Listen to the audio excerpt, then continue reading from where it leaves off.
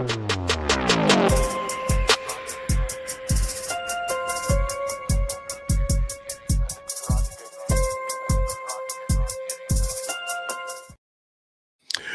and peace, everybody. We are back. Happy Monday to you all. Prayerfully, you had a fantastic day, whatever that may have been. Prayerfully, it was a great day. Nonetheless, we are going to get kicked off with our discussion on. We're going to be looking at a couple of Charlie Kirk videos, and we're going to be doing some dissection, of course.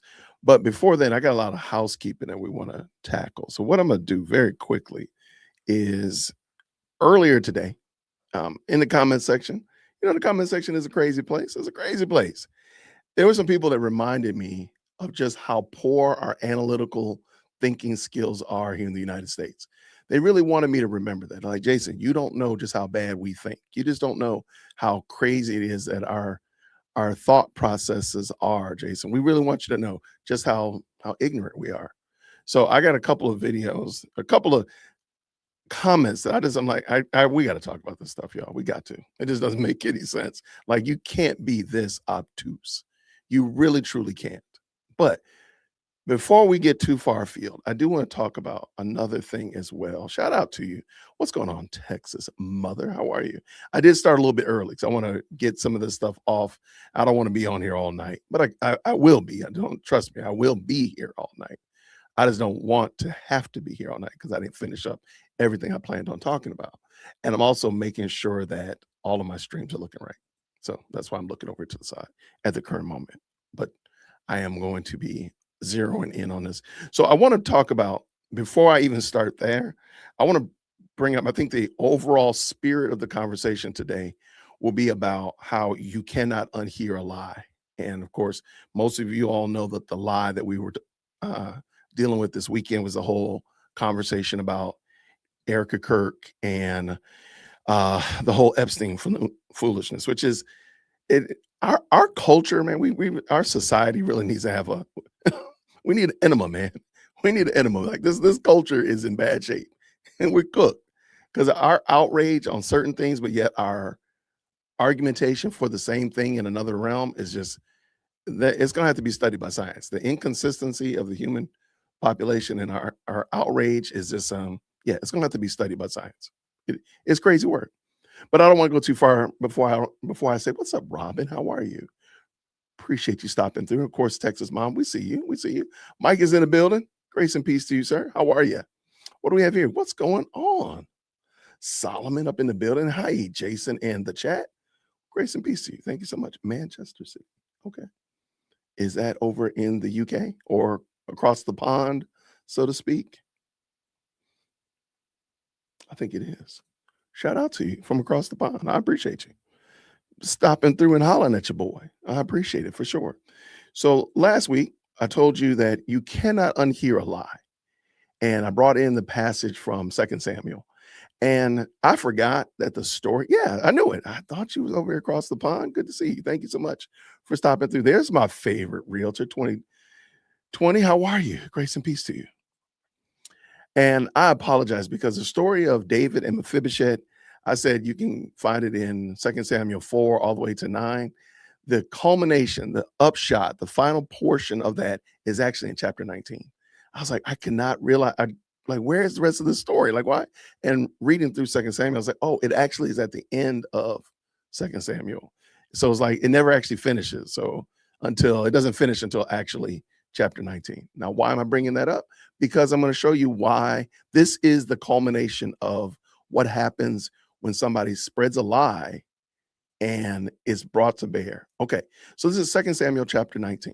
And let me just bring you up here at the top. David is dealing with all of his enemies, right? Everybody who was against him, he's going to deal with them after he's returned. He's been returned to the throne. And so I'll start at 16 because I think it's going to be a fun read. And Shimei, the son of Jerah, the Benjaminite from Baram, hurried to come down to the men of Judah to meet King David. And with him were 1,000 men of Benjamin. And Ziba, the servant of the house of Saul, y'all know who Ziba is, with his 15 sons and his 20 servants, rushed down to Jordan before the king. And they crossed the ford and to bring the king's household and to do his pleasure. And Shimei, the son of Jerah, fell down before the king as he was about to cross the Jordan, and said to the king, "Let not my lord hold me guilty, or remember how your servant did wrong on the day my lord the king left Jerusalem. Do not let the king take it to heart, for your servant knows that I have sinned. Therefore behold, I have come this day, the first of all the house of Joseph, to come down to meet my lord the king." Abishai, the son of Zariah, answered, "Shall not Shimei be put to death for this? Because he cursed the Lord's anointed." But David said, "What have I to do with you, son of Zariah, that you should this day be as an adversary to me? Shall anyone be put to death in Israel this day? For do I not know that I am this day king over Israel, and the king of Shimei? You shall not die." And the king gave him this oath. I'm going to keep on going.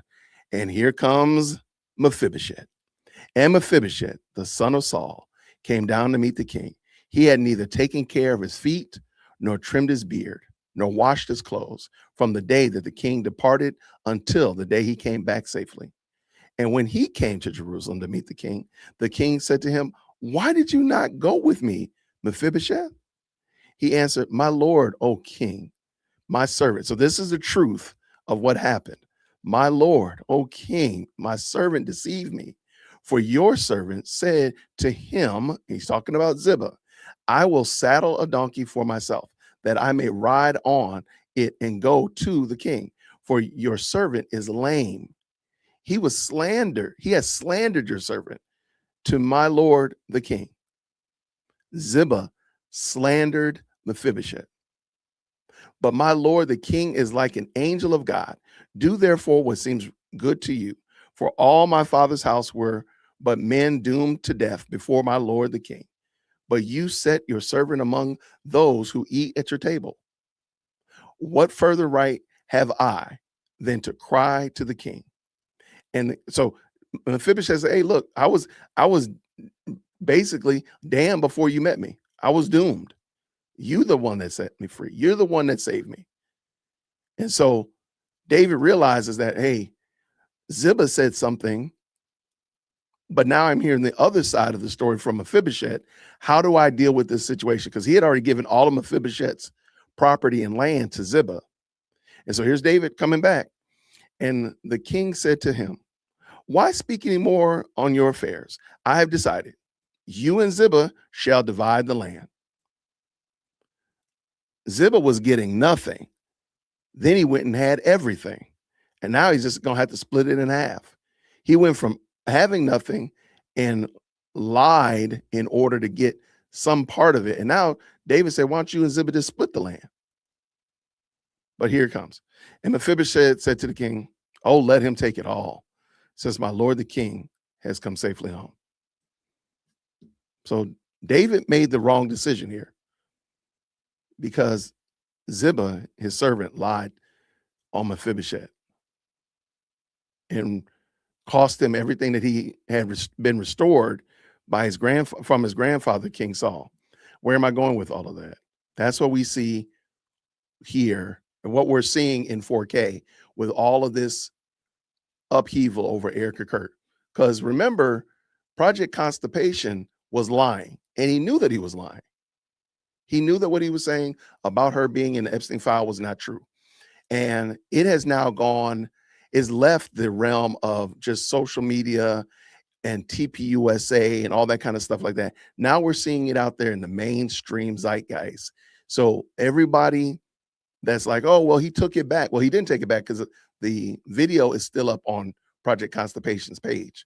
So he didn't take it back. He just said what he said was wrong, but he left it up there and then retweeted what he put up there so y'all can see what he said, which is nasty work. I just want you to see this real quick, and I'm not going to be long with this one. I always say that, right? I'm not going to be long with this, but I just want you to see, like, this is what happens when somebody lies on somebody else. So here we have Eric Benet. He's an R&B singer, right? No political leaning arguments or anything of that nature. Look what he said. I stand corrected. Not F this woman, period, but F this woman, double exclamation point.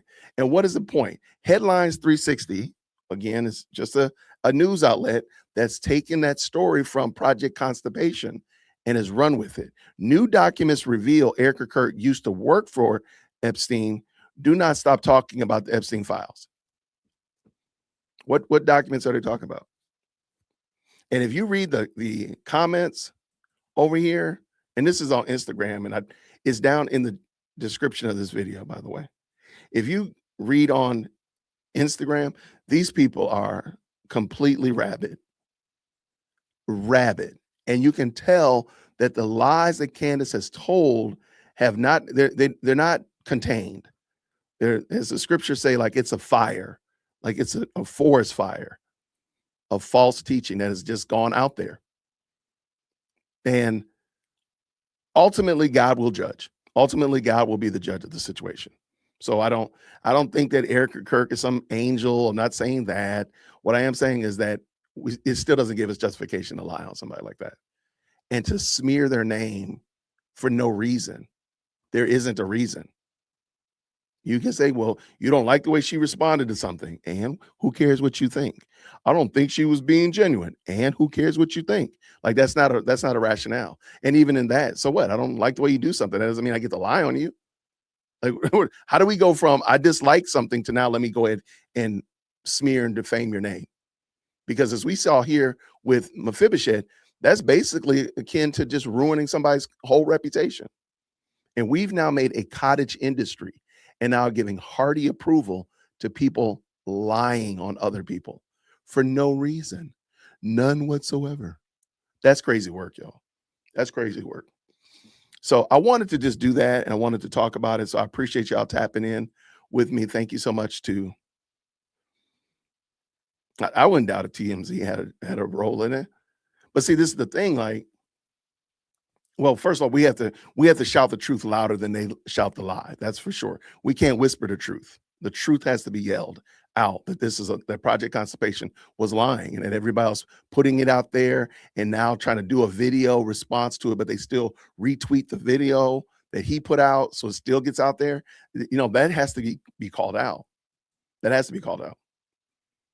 So I want to show you another example, and this is what I'm talking about, where people don't think robustly about what they're saying. And this one is going to actually be kind of funny because you're not going to believe what this person sent me. Okay. By the way, on my channel, you cannot send me links. So you can't send me links. A lot of you all send me links to good content creators. You cannot do that in the comment section. They don't get published, if you've noticed that. Right? Okay. I don't want links posted in my chat because I don't know who they are. And sometimes they're good. A lot of the time they're good, but a lot of the time they're not. You will not be surprised. Some of the things that get posted in the chat, and thankfully you all don't get to see them because they get filtered out. On my side, I can see what those are. And so I'm gonna bring this in because this shout out to this person. This is gonna be a Dusty Comments episode or segment, if you will. Let me bring this in. All right, so this is on my video about Charlie Kirk speaking to the young guy last week, okay? And this person said this: Charlie Kirk was 100% a racist. Let me make that, there you go. He was 100%. That means there's no shadow of turning. He's 100% a racist. He called Black women unintelligent and proudly proclaimed that he specifically racially profiled professionals on account of their skin color, specifically when they were Black. He did all of this and claimed to be a Christian. This dude is looking up at us from hell. Okay, I'm going to just tell you right now, in these people's minds, the biggest sin is racism. This dude has sent Charlie Kirk to hell because he did not agree with DIE policies. And said, now he's saying it, Charlie Kirk said, called Black women. We're going to actually see the actual quote, because this gentleman actually sent me the quote, which I think is very interesting.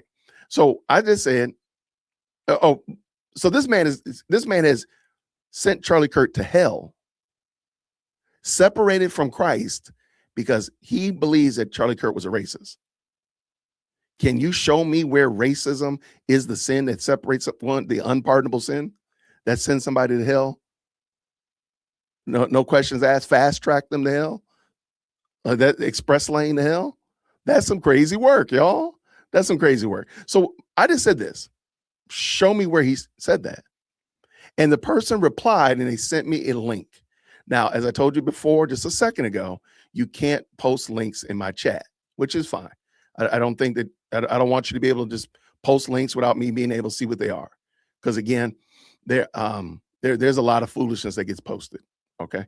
So I don't want to do that. So that's why I don't allow comments. I'm sorry. I don't allow posts to go in without me at least vetting them before I see them before. And sometimes I will allow them to go up. If you ever notice, that's why I can't post my own email address in the chat.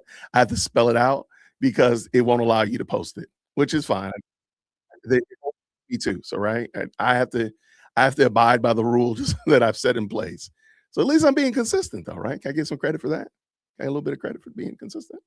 Okay. So this person actually sent me, however, they sent me the video that they want to point out where Charlie Kirk is being a racist. And very rarely do I do this, but I want you to see who it is that actually posted the video. And the video says this: Charlie Kirk, full quote on Black women not having brain processing power. Okay, I'm like, okay, well, that sounds like a serious thing, but I decided to look at the actual video description. This is the video that the person that told me that Charlie Kirk was a racist, that he wants to prove that Charlie Kirk thought was a racist. But let me just read this to you. I think this is extremely interesting. His full quote showing that he did not say that Black women don't have the brain processing power. He never said that. He said that 4 very specific women didn't have it in their opinion, in his opinion, but it had nothing to do with them being Black. It had everything to do with them admitting that they could not get into college without affirmative action quotas and some of the numerous dumb things they said over the years. He was making fun and criticizing them, not Black women as a whole. And at the end, we get a great example of that from one of the 4 that is considered to be the most brilliant. You don't have to agree with him, but it wasn't racist. It's funny because this gentleman sent me this link. This is his evidence that Charlie Kirk was, quote unquote, a racist. So I'm going to just play it. I'm just going to play it. I'm probably not going to even stop because we got a lot of videos later on to stop and go with Charlie Kirk. I just want you to check it out. Green hearts in the chat, and you let me know what you think. I want to hear what y'all think about it. So this will be interactive. Let's go. You do not have the brain processing power to otherwise be taken really seriously. Oh wait, hold on. Sorry. You had to go steal a white person.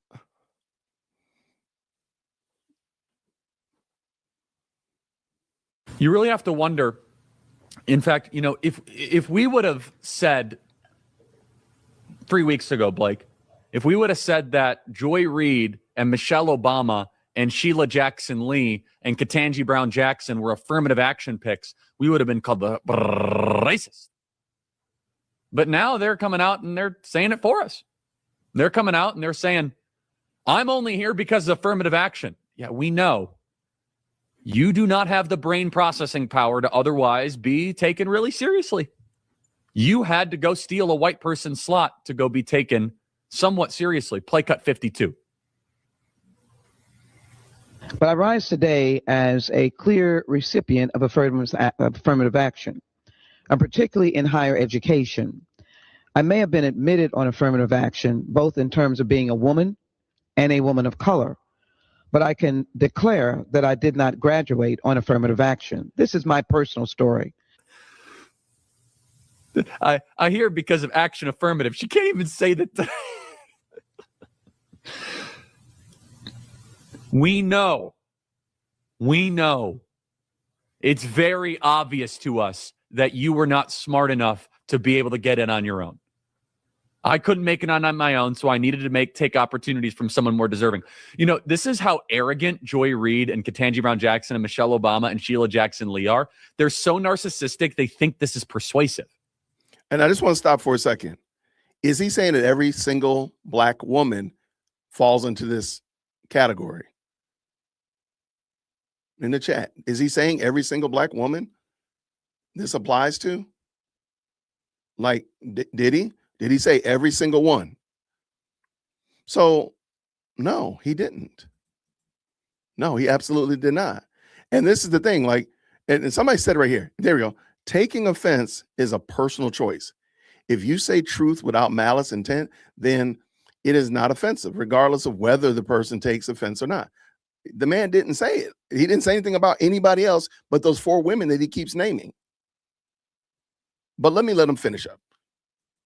Shout out to Charlie. They think we're like, oh, of course. That's why we need affirmative action, because you have impressed us with your brilliance. Oh, sorry about that. Do you agree with Justice Ginsburg that there are physical differences between men and women that are enduring? Senator, respectfully, I am not familiar with that particular quote or case, Okay. so it's hard for me to Okay. comment as to whether All or right. not. I'd love to get your opinion on that, and you can submit that. Do you interpret Justice Ginsburg's meaning of men and women as male and female? Again, because I don't know the case, I don't know how I interpret it. I need to read the whole Okay. thing. You know, Can you provide a definition for the word woman? can I provide a definition? Mhm. No, Yeah, I can't. you can't? crazy Not work. in Okay. this context. So you I'm not a believe the meaning biologist. of the word woman is so unclear and controversial that you can't give me a definition?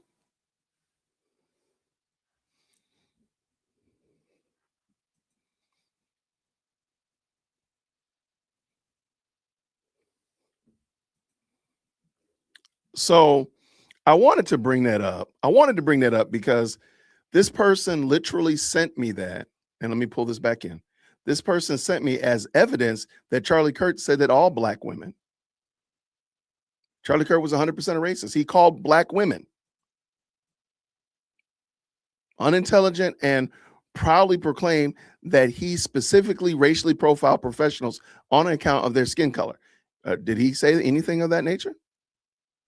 But this person actually uploaded this or sent me this link, especially when they were black. He said nothing of the sort. But this person sent me the link. This is the link that the person sent me.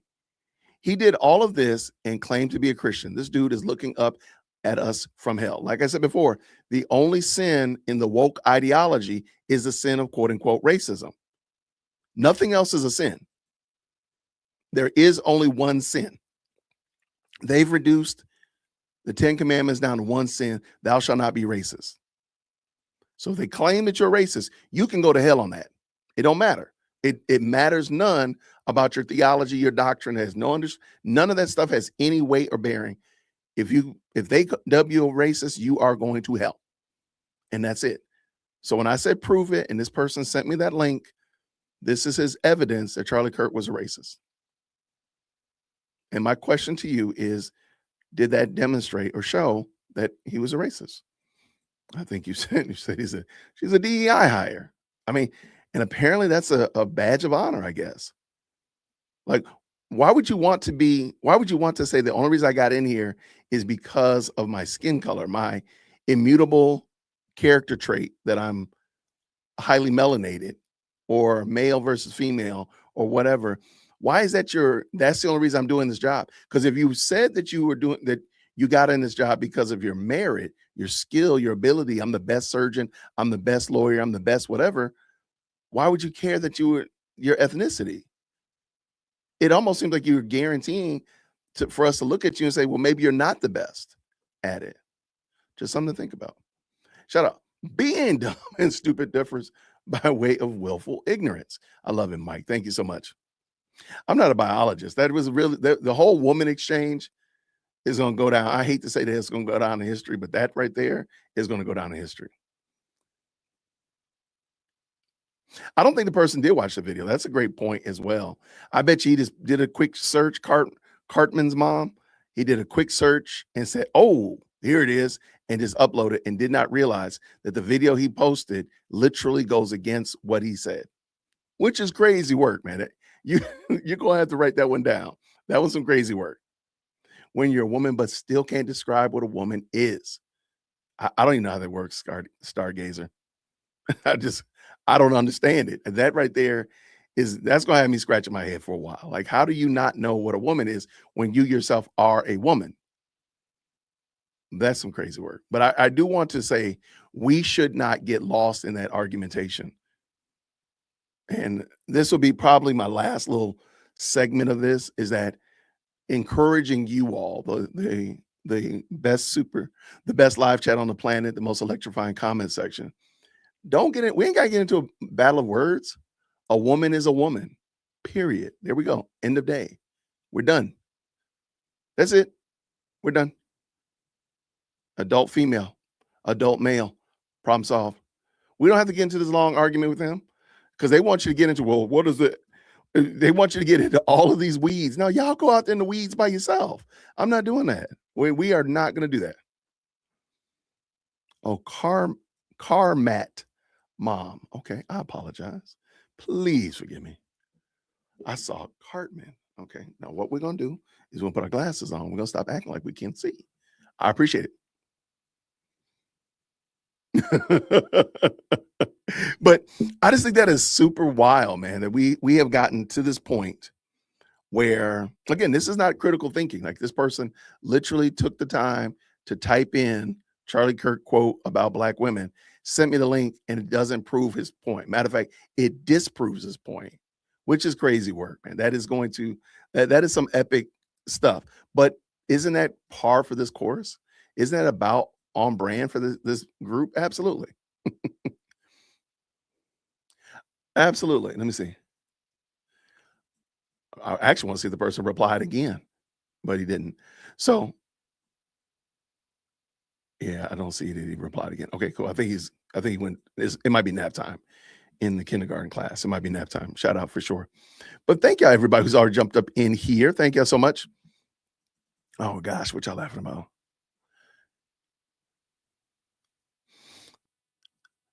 Car mat. I kind of want to know now. What is a car mat mom? I'm translating it that it's the mat that's in the car, and your mom's like a carpool mom, or you got quite a few little people, and that car mat collects all the little goldfish and all that kind of stuff like that. That's what I'm getting. That's what I'm thinking, but I could be wrong. What do you have? My son's Carter. Come on, Jason. My sons are Carter and Matt. That was a little bit. I really took that thing way too far, didn't I? I'm over here talking about the car mats and stuff like that, because I got these really cool floor mats that cover like the entire floor of your car, so like nothing can get on the car. I mean, on the carpet. So I guess that's what I was thinking. I was like, I had that on my mind when I saw car mat after I got corrected about Cartman. Oh my gosh! Shout out to Carter and Matthew. Shout out to Carter and Matthew, my guys, my dudes. Shout out to them. I see a lot of people unwilling to listen to nuance and what Charlie was saying. They will never admit he was not racist. Well, let's talk about this one for a second. Old lady 512. One of the problems is that people don't want to actually engage. And I've said this before multiple times. People have an idea, but they've never actually had the idea tested. They've never had the idea tested. It's kind of like, when you have children, they have these ideas that they want to do, but as an adult that it's not going to work, right? They want to take this paper airplane and they want to throw it and fly away to New York City. You're like, that's not going to work, baby. Well, we have life experiences, and we know a lot more than this little person who wants to throw a paper airplane. For some reason or other, my big girl, I don't remember why, but she was into paper airplanes. She was crazy about paper airplanes. She was making them 3 and 4 and 5 an hour. She was just making them, and we have a balcony up here, and she would stand on the balcony and throw it and then go make another 12 and just keep throwing them and try to see how far they would go. They were never going to go further than the last one because they always crash into the wall. But she was always making these paper airplanes. I don't remember. I have to find out why that was, but she was really into paper airplanes. But back to my point. Some of these people, they have an idea. It's never been vetted. It's never been thought out. It's never been nuanced. And a sad but true example of this is if your child doesn't fully understand their faith and they go to college and they get challenged. When they go to college and this is the first time they've been challenged about their faith by a professor or a classmate or whatever like that, and it a lot of the time it ruins kids, right? Because they've never actually been tested in it. They don't know what they believe, or better yet, why they believe it. So that situation there, and to your point that Mom said right here, a lot of these people, they just want to believe that Charlie Kirk was racist because then that way they don't have to deal with anything that he said. And they can just take all of what he said, put it in this little racism box, and then go put it on the shelf. Because everything he said was racist. Well, when you ask them questions that lead to nuance and say, well, wait, if Charlie Kirk said this, and like I made the point that Charlie Kirk was arguing for Black families. I'm like, well, he's the one that's supposed to be a racist, and he's the one defending Black families. A lot of people lost they literally blew a circuit when I said that because they never thought about the fact that what Charlie Kirk was saying is actually true. That we do need Black families, that we do need men in the home, in the Black community. I'm sorry, a white man saying that, it doesn't change the fact that it's true. When I say it, y'all seem to ignore it. But all of a sudden y'all hear it when Charlie Kirk said it, but you put it in the box of it being racist. But then when I say it, you just ignore it. Because you don't want to be accountable to it. So that is ultimately, in my opinion, old lady, what the, I don't say old lady, I hate that, but that's what I think the problem is. A lot of these people have never really had their ideas challenged. So it's not that they don't want to listen to nuance. They don't want their idea challenged because now they're going to be held accountable for it. Kind of like Jesus and the Pharisees, when he would preach to them the word, and he said, now you're accountable for this. They didn't want to be accountable for it. They want to continue in their lies and deceptions. Oh, what we laughing about? What we laughing about? Shout out to you. Good to see you, Ed Cox. Thank you so much for stopping through. What is happening? There we go, Tanya. How are you? Good to see you.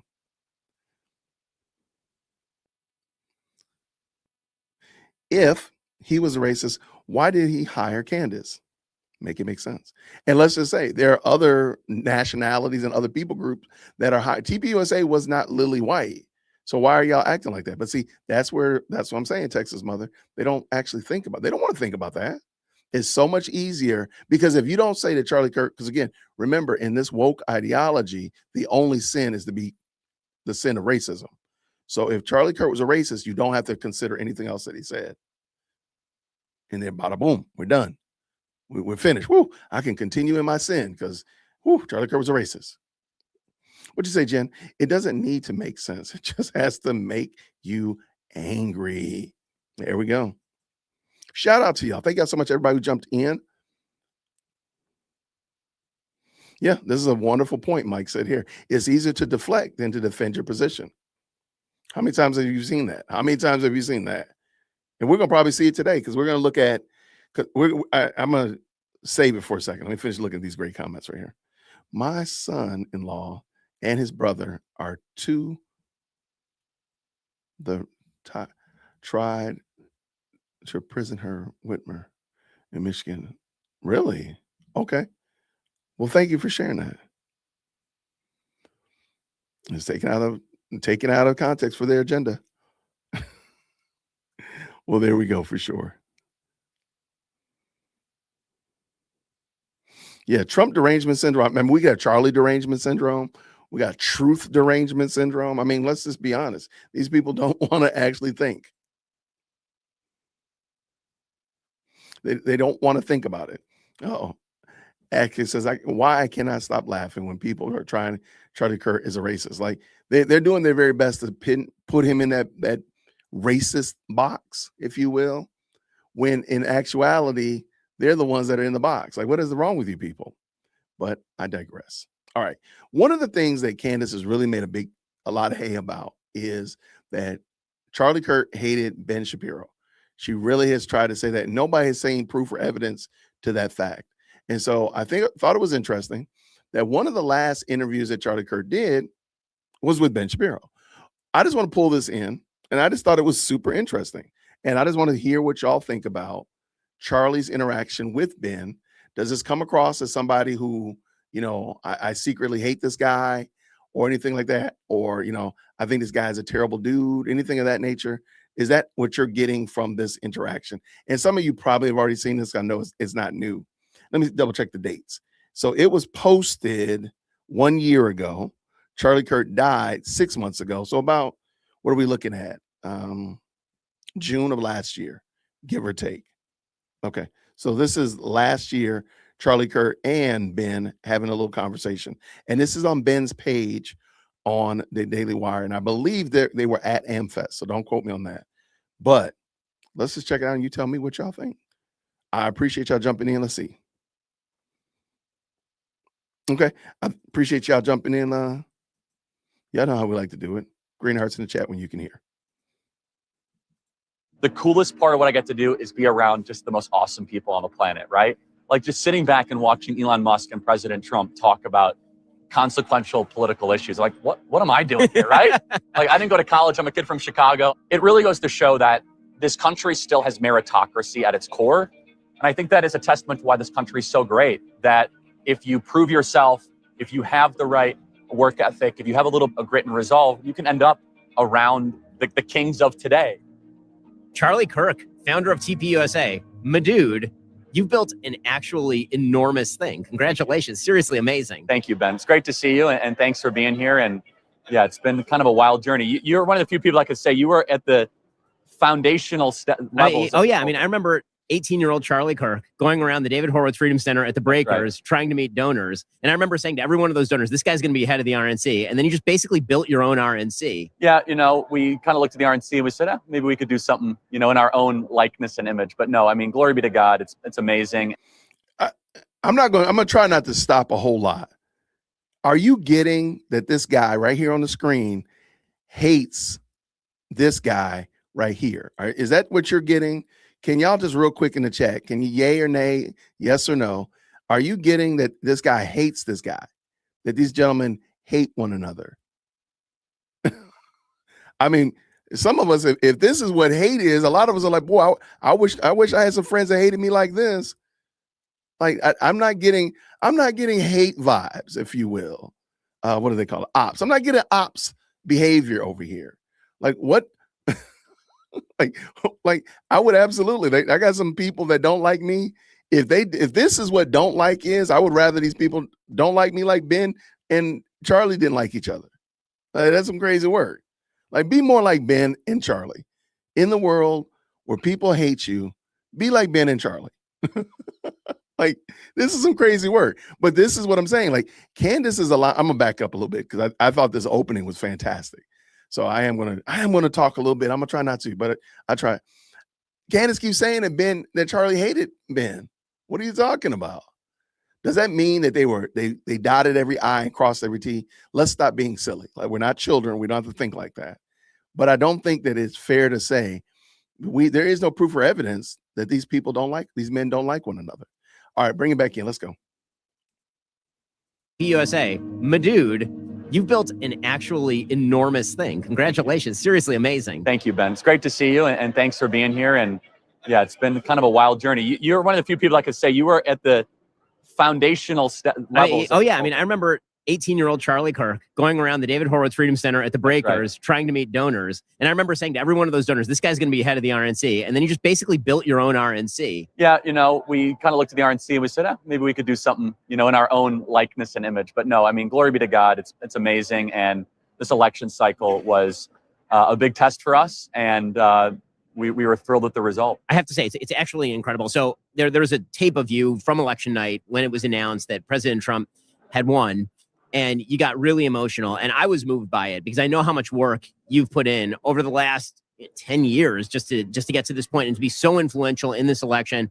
And listen, I mean, you were handed an enormous responsibility, and that's a super hard thing. Yeah. I mean, they basically said, okay, why don't you just handle voter turnout? It's like, what in the world? So explain to me how you even build that sort of machine that leads to President Trump being reelected. Well, it was a couple of things. We had President Trump's back throughout the primary and the whole process. So there weren't a lot of us that were kind of building this kind of machinery. And it turned out once we got to the general election, we must remember that the odds did not. Okay, I just realized I did not put this video link in the description.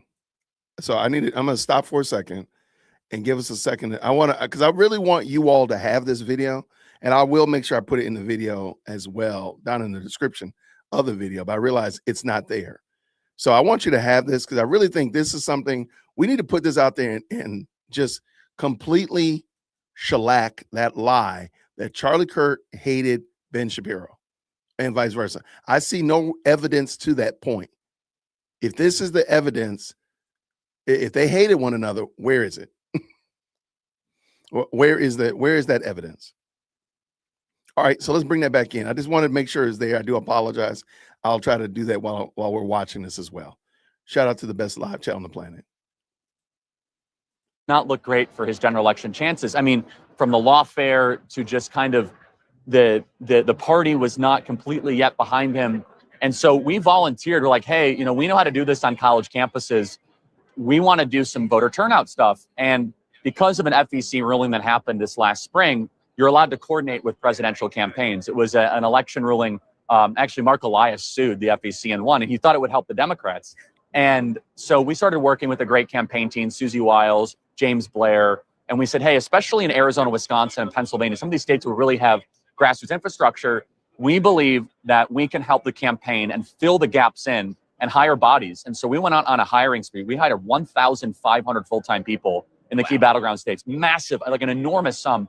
And our hypothesis was that we do not have to take the electorate as is, meaning we can make the electorate more in a MAGA image. The traditional Republican orthodoxy was that you have to win swing voters, and they're the most important voters. And that's probably true in lower turnout elections. But in high turnout elections, you can actually change the electorate to be a little more masculine, a little more rural, a little more gun owning, a little more muscular class, a little more MAGA. So we said, how do we turn Trump supporters into voters? Because it's one thing to say that I like Donald Trump, I like the vibe, he's great, I watch him on TikTok, and then turn him into a voter. That's where we came in. So the second part of our hypothesis is that we need to dominate early voting month, which is that we as Republicans are foolish to not engage in those 30 days of early voting and act as if everyone should just show up on one day. And so we and Elon and a couple others on the outside built this force that was really underestimated and scoffed at and smeared and honestly slandered by the media. Oh, Charlie Kirk and Elon Musk kind of doing this voter turnout operation. It turns out that what we did worked.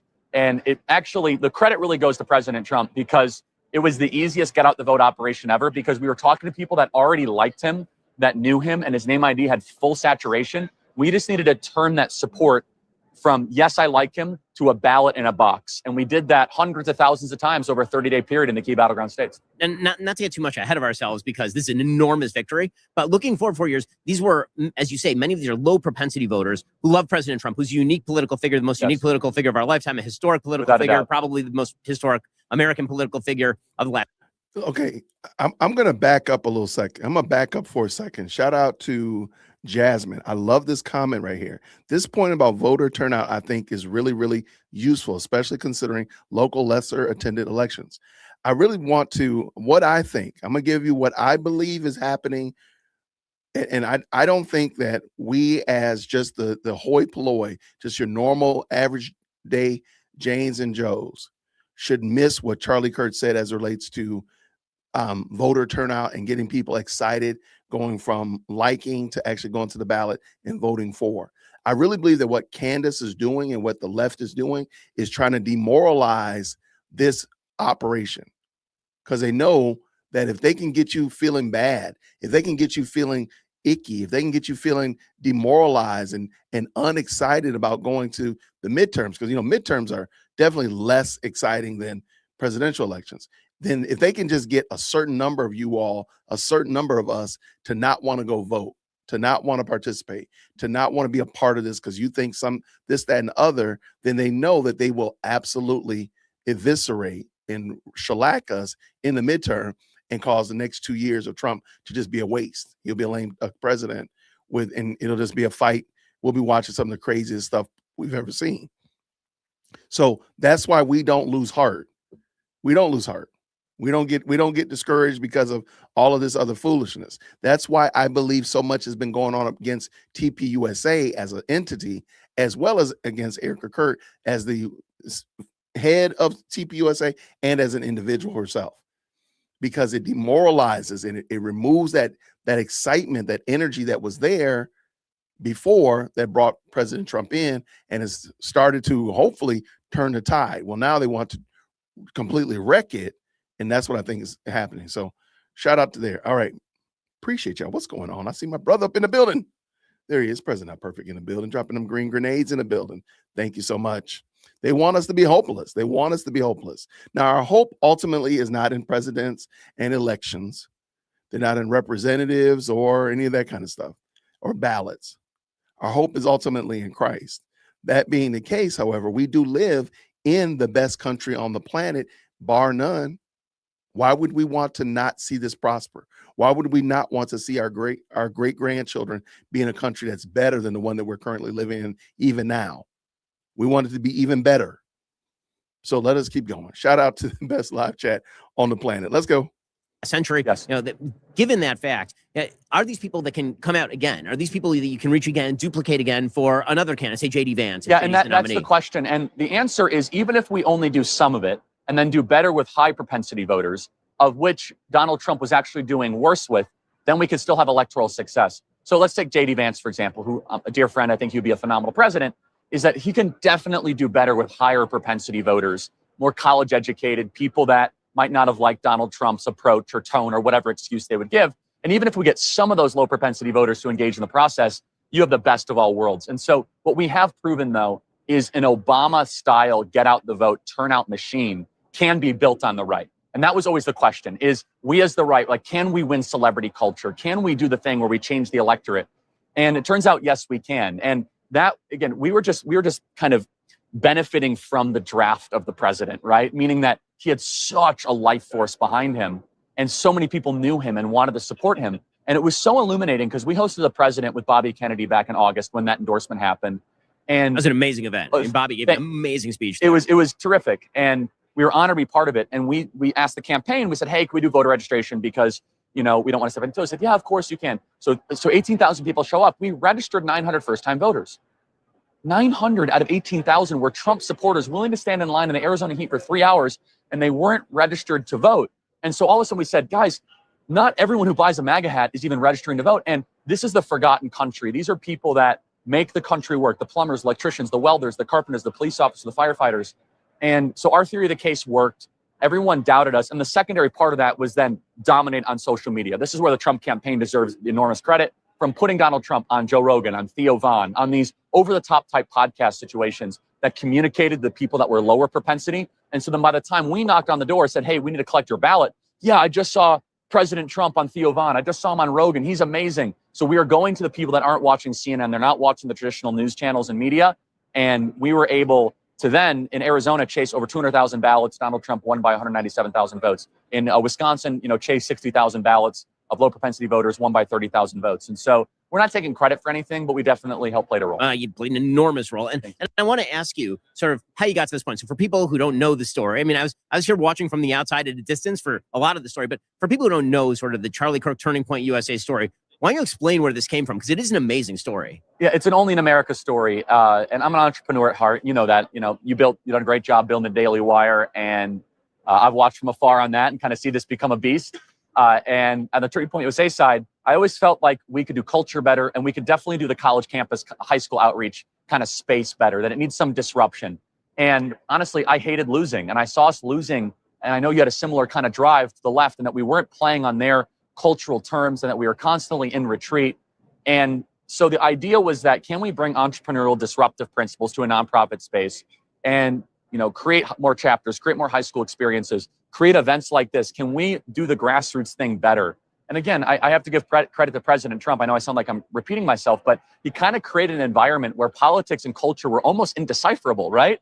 And, the old expression, Andrew Breitbart, a phenomenal legend, mentor of yours, and I followed, at Breitbart.com after him, and he was just amazing. Politics flows downstream for culture. Now it's closer like politics and culture are almost It's a merger. It's a merger, yeah. Exactly right. It's a merger. They're kind of one and the same, that you don't get politics without culture and culture without politics.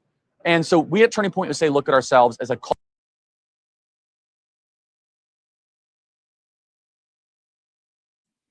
Y'all know where I am with that. Everything stems from your religious beliefs. Everything, your culture, your politics, your family, your financing, your morality, everything is downstream from what you say and what you believe about who God is. So everything else falls in line after that point. So I understand what he's saying, because Andrew Breitbart is not one who professes to be a Christian or anything of that nature. I don't know what his belief system is, but politics can flow downstream from culture, but nothing gets away from the fact of you answering the question, who is God? Once you answer that question, everything else, all the other things are downstream from that. That's it. Oh, of course, Jay, they're enemies, man. They despise one another, right? Don't you know that? That's what Candace told us. Candace told us that Charlie hated Ben. And by the way, this is at AmFest 2024 after Trump had won. And of course, you remember we were told that Ben had to pay to get in. He had to pay money to become to be a part of it. Okay, sure, whatever you say. Shout out to the best live chat. Let's go. Cultural transformation machine, from our influencer network, for some of the voices that we've helped elevate and lift up, from some of the things that we've done on college campuses and high school campuses. And it's just been 12 years of grinding, and a lot of people that thought we weren't going to last or that they could try to take us out. And the team deserves just such enormous credit. And there's been so many different inflection points and people that have poured into us and donors that believed in us. And, here we are today, thanks to the, glory and grace of God, with 400,000 donors and hundreds of thousands of students. And this event, we have 20,000 people coming. They're thrilled to hear from you, by the way. And the president keynoting this on Sunday, which we consider to be, a great testament to the work and what we've done. And we can kind of look at the landscape now, and we can say we are, as an organization, one of the more important organizations on the right, and something where the left never took us seriously. And I think that's what really... It's an understatement. I mean, you may be the most important organization on the right at this point. And when you look at also sort of what your life is like now, could you have imagined that that's what your life was going to look like when you were 18? I mean, first of all, I don't think anyone could have imagined Trump himself, right? I mean, he just came in literally from nowhere, wrecking ball, destroys everything in his wake. And you, on a daily basis, get to interact with President Trump. You get to interact with Elon Musk. It's a pretty cool life. I mean, it's awesome, man. And it's just, I have to just say, thank you, God, for putting us in this situation. And you kind of know what it's like to be in the public eye. Obviously you do. And that's fine. That comes with a different life, a lot of death threats, a lot of derailments. The coolest part of what I get to do is be around just the most awesome people on the planet, right? Like just sitting back and watching Elon Musk and President Trump talk about consequential political issues. Like, what am I doing here, right? Like, I didn't go to college. I'm a kid from Chicago. I'm 31 years old. And it really goes to show that this country still has meritocracy at its core. Mm-hmm. I didn't go to a great school, obviously. I wasn't born to like a very prestigious family. Did a couple things, took a couple risks, turned out. And I think that is a testament to why this country is so great, that if you prove yourself, if you have the right work ethic, if you have a little bit of grit and resolve, you can end up, around the kings of today. And I think that's really cool. So yeah, I have to pinch myself all the time. I never could have imagined it. I mean, I remember the first time I met President Trump, I was like, my life is set. I met a president, right? I'm all good. And, now we are, in 2024 going into 2025, I have a great relationship with the president. He asked me my opinion on certain things here or there. And again, he believed in us as an organization and me when others did not. And that also speaks to him. He's fiercely loyal. We've had his back and he's had our back. And he's always believed in us. And now, everything here is largely testament to how he's poured into us. So looking at the next couple of years, at least before the midterms, what are sort of the big things on your agenda item? What do you think the big things should be on the GOP agenda item? What are the things that are also doable? Because obviously, when it comes to politics, I think there's a tendency sometimes to say, well, if we just have sort of a Nietzschean will, we can ram through anything we want. But as we can see, from even this week. It's a pretty complicated process. There's a lot of sausage making that goes on. So what are the things that as conservatives we should all be looking forward to? Yeah, over the it's next not couple all years? will to power. Yeah, right? exactly. Thus spoke Zarathustra is a dangerous political manual, to say the least.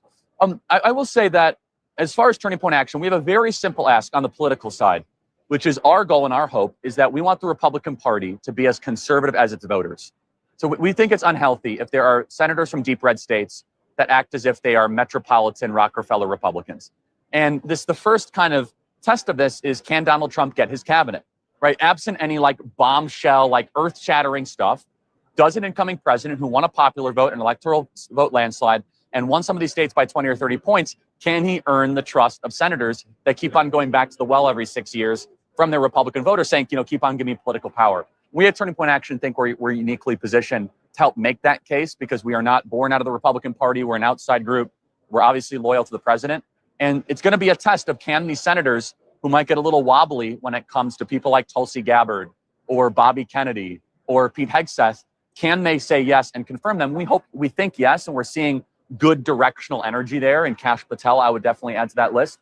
So we want to just try to make the Republican Party get into alignment with its voters. Very simple and easy ask. And then beyond that, we want to try to change the philosophy of the Republican Party, be a party to win and win long-term, invest in long-term infrastructure, invest on it on the ground, and then accelerate this kind of cultural transformation that we've seen. I think we're entering a golden era of this country. I think we're going to see amazing economic growth. I think we're going to finally have our allies back in many different ways. I think we're going to have a secure southern border. I think we're going to deregulate the economy. I think we're going to be able to have a mass deportation force. I think we're going to see all these promises made and promises kept.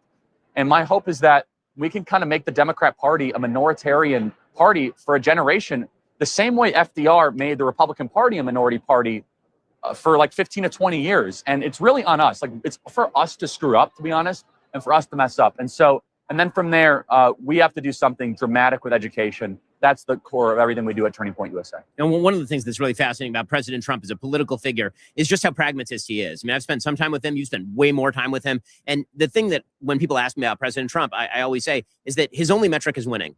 Like when you're talking about a meritocracy, when you're talking about the thing that he actually cares about, it's just winning. Yes. And so that means that if a policy is tried and it doesn't work, he is not going to do that policy anymore. And it also means that he actually is going to be able to judge by results. And so all these people who are out there suggesting he's going to be an extremist or that he's going to pursue crazy policies, he's going to tariff everybody 75%. It's like, that's not what he's going to do. He's going to do the things that win for the country, which is why we have such an opportunity going forward. Yeah, and I will say this, that out of the gate, he's going to do what he campaigned on. I was talking to a reporter recently. He said, well, do you really think that President Trump's going to do mass deportations? Like, well, the American people knew he was going to do it. So yes, I mean, it's not that surprising. Like, yes, he's going to keep men out of female sports. Like, he's going to drill baby drill. He's going to have Israel's back. Like, he's going to keep Iran in check. Like, he's going to do his best to try to end the Russian-Ukrainian conflict. These are things he campaigned on transparently.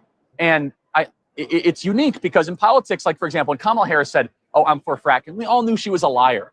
And look, there's a lot of complaints people throw at President Trump. The one that I want to make sure we're clear is that he tells like the blunt truth so directly that it like almost makes you disoriented, where he's like, I'm sick of losing. We're going to win again. We're not going to allow men in female locker rooms. And I'm going to defund every single school that does that. He means that when he says that. Like, right. We're not going to put up with that anymore. And as far as like the extremists and the unshackled thing, I just kind of think it's laughable because everything he's talking about in the cabinet he's putting together is directly symmetrical and mirroring what he campaigned on. And it's not as if there's been like some surprise. Not he's like, oh, surprise, actually amnesty for everybody and, right, green cards. Right. And so it was the most transparent campaign pledges and promises, 20 points. He said to the American people, this is what you want. This is what you're going to get. And you're right. He cares the most about the country succeeding and thriving. And the first term, he did a wonderful job. And I think, and I'll make a final point. I'd love your thoughts on this too, Ben. I actually think the 4 years of exile was good for us. I think us being out of power made us ask, who are we? What do we want to do? Who are the best people to do this job? And I think it was good for him. I think it was good for me. I think it was good for everybody around him, for us to really kind of say, no, we want this. And we're a better version of our former self.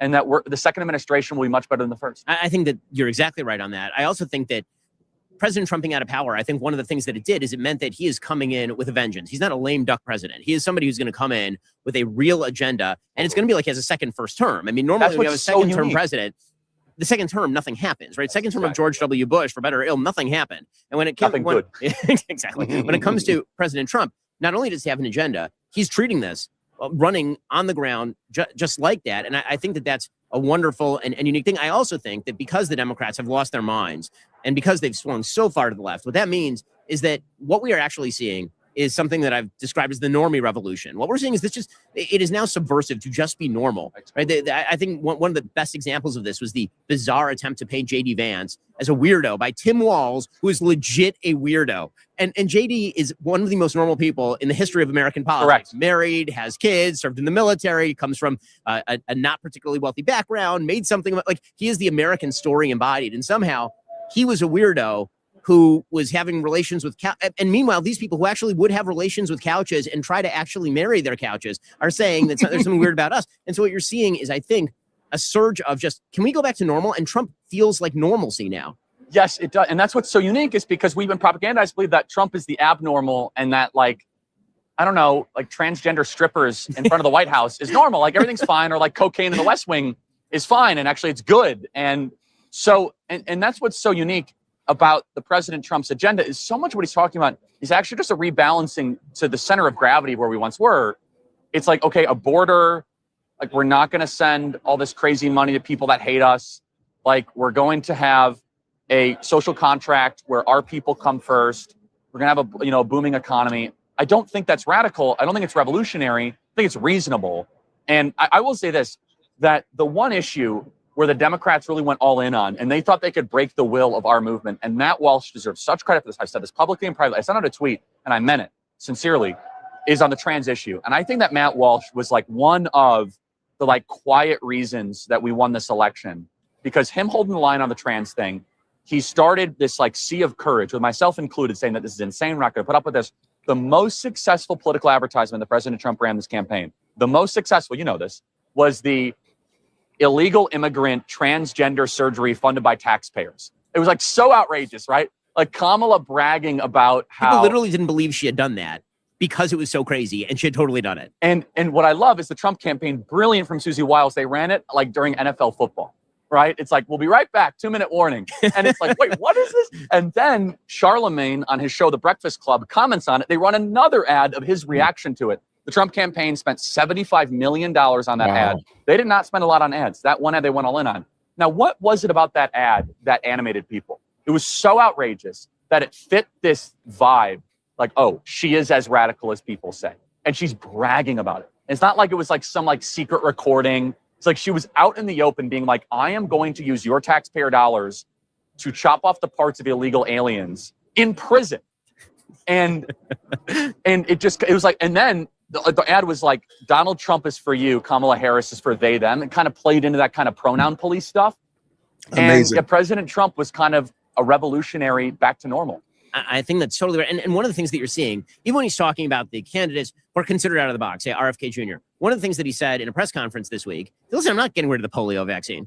I think the dirty secret of this campaign is that Donald Trump ran as a moderate. Okay, they treat him as though he's an extremist. He's actually a moderate on virtually every issue that you can name. From should we shut down the internet industry? The answer is no. To should we trans the children? The answer is no. To should we lower taxes? The answer is yes. Like these are all like 80-20 issues. And for some reason, Democrats have decided to take the 20%. It's insane. I think that's such a smart point, because the only thing like immoderate about Donald Trump was just like how the media portrayed him and like the rallies, like whatever, fine. But like you think about, you actually, if you just like, hey, these are the 20 things that Donald Trump stands for. Okay. Like the only one that I think that might be quote unquote radical was like maybe what he wanted to do with immigration was a little bit like different than the status quo, but like not that much different than what Bill Clinton would have said in 1996. Also, the answer is not anymore, because here's the thing: is a total reaction to what if we leave the border wide open for 3 years? I mean, I know that with no checks. Right. I mean, you live down here. I went down to the border and I actually looked at the border. It's legitimately wide open. There were no agents. It's a crime scene. I mean, there was a drone from the Mexican drug cartels flying on our side of the border, and the Border Patrol agents were telling me they could not shoot it down without explicit permission from Alejandro Mayorkas.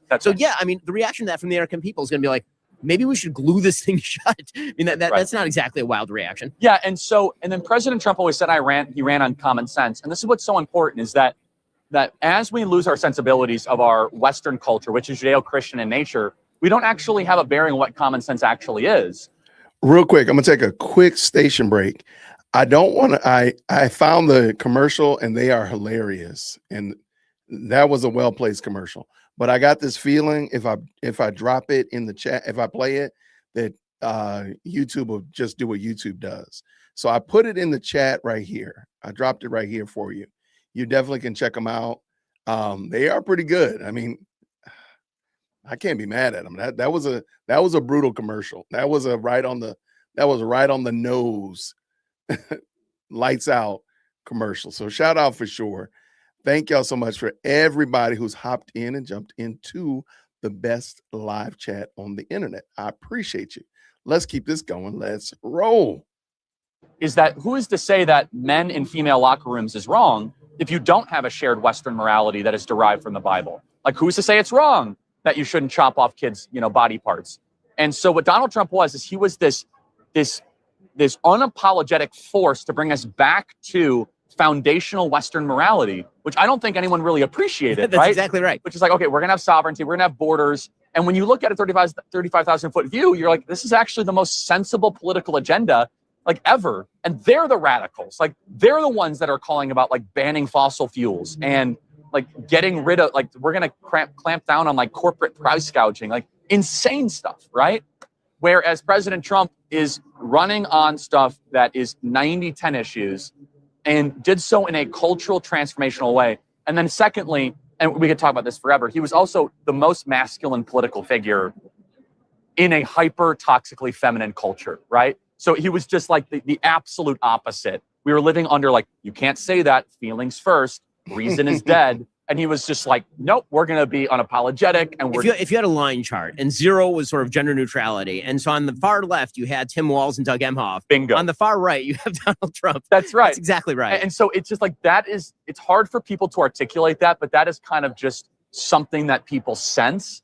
And from Donald Trump's like red tie to his alpha posture, just like, that's a guy that I want representing me, not, whatever Walz is. Yeah, exactly. Well, speaking of these gender issues, yes. You guys at TPUSA, you're working with us, we're working with you We're really at Daily Wire excited Plus about this. to release this brand new documentary, Identity Crisis, which is all about the detransitioner movement. Yes. We're really excited about this. It's going to be released on January 10th for free on X for a couple of days, and it goes to Daily Wire Plus exclusively, which we're also very excited about. Tell me about the documentary. Yeah, we've been working on this for a while, and we're so honored to be partnering with you guys on this. It's perfect partnership. Look, Matt Walsh did What is a Woman? And in some ways, this is not like a sequel, but this is a good accompaniment to that general idea, because this goes deep into the severity and the graphic brutality and the medieval nature of what transitioning actually is. Which is, and in some ways, it is the result of, if you can't answer what a woman is, you're going to start chopping off 12-year-olds' breasts. Then we get into the movie in great detail on the parents that lose their kids through divorce settlements and medical kidnapping. This is not just a one-off thing. This is happening with great detail across the country. And Matt Walsh will say it best, that the T in LGBT really is tyrannical. It is full totalitarian control of your speech, of your children, of your body. And that's what's so interesting, is that it cloaks itself on its surface, the trans agenda, as live and let live. Just let me wear a dress and you be you. And honestly, my temperament, I'm fine with, like, okay, I guess, like, I don't think it's right. I think it's weird. But like, okay, if you want to wear a dress in your living room, I'm not going to have a public policy measure against that. But it's never been about that. That's always been okay. Instead, it's like, no, allow me to propagandize your 13-year-old child and then put them under general anesthesia and chop off their breasts because it's good for them. So we are going right at the heart of what I hope is going to lead to a consensus that we can ban this in every state in the country.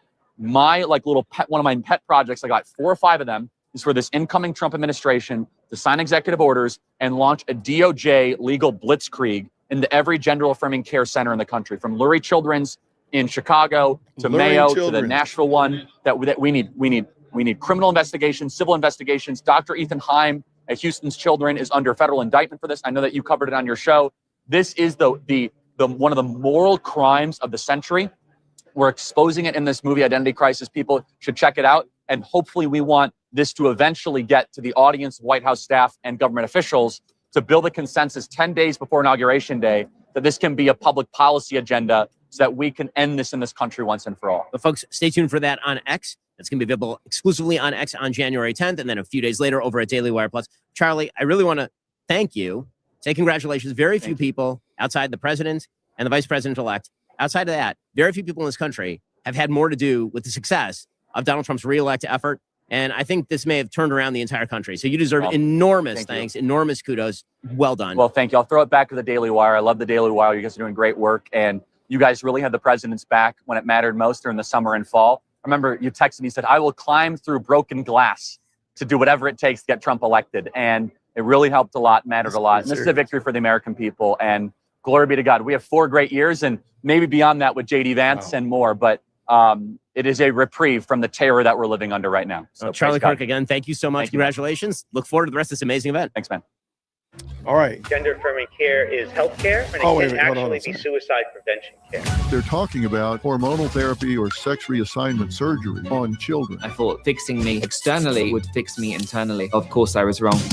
Puberty blockers, surgery, big money makers, hospitals, physicians. It's evil to tell children happiness lies on the other side of double mastectomy. So that's a 5-alarm fire. It's criminal.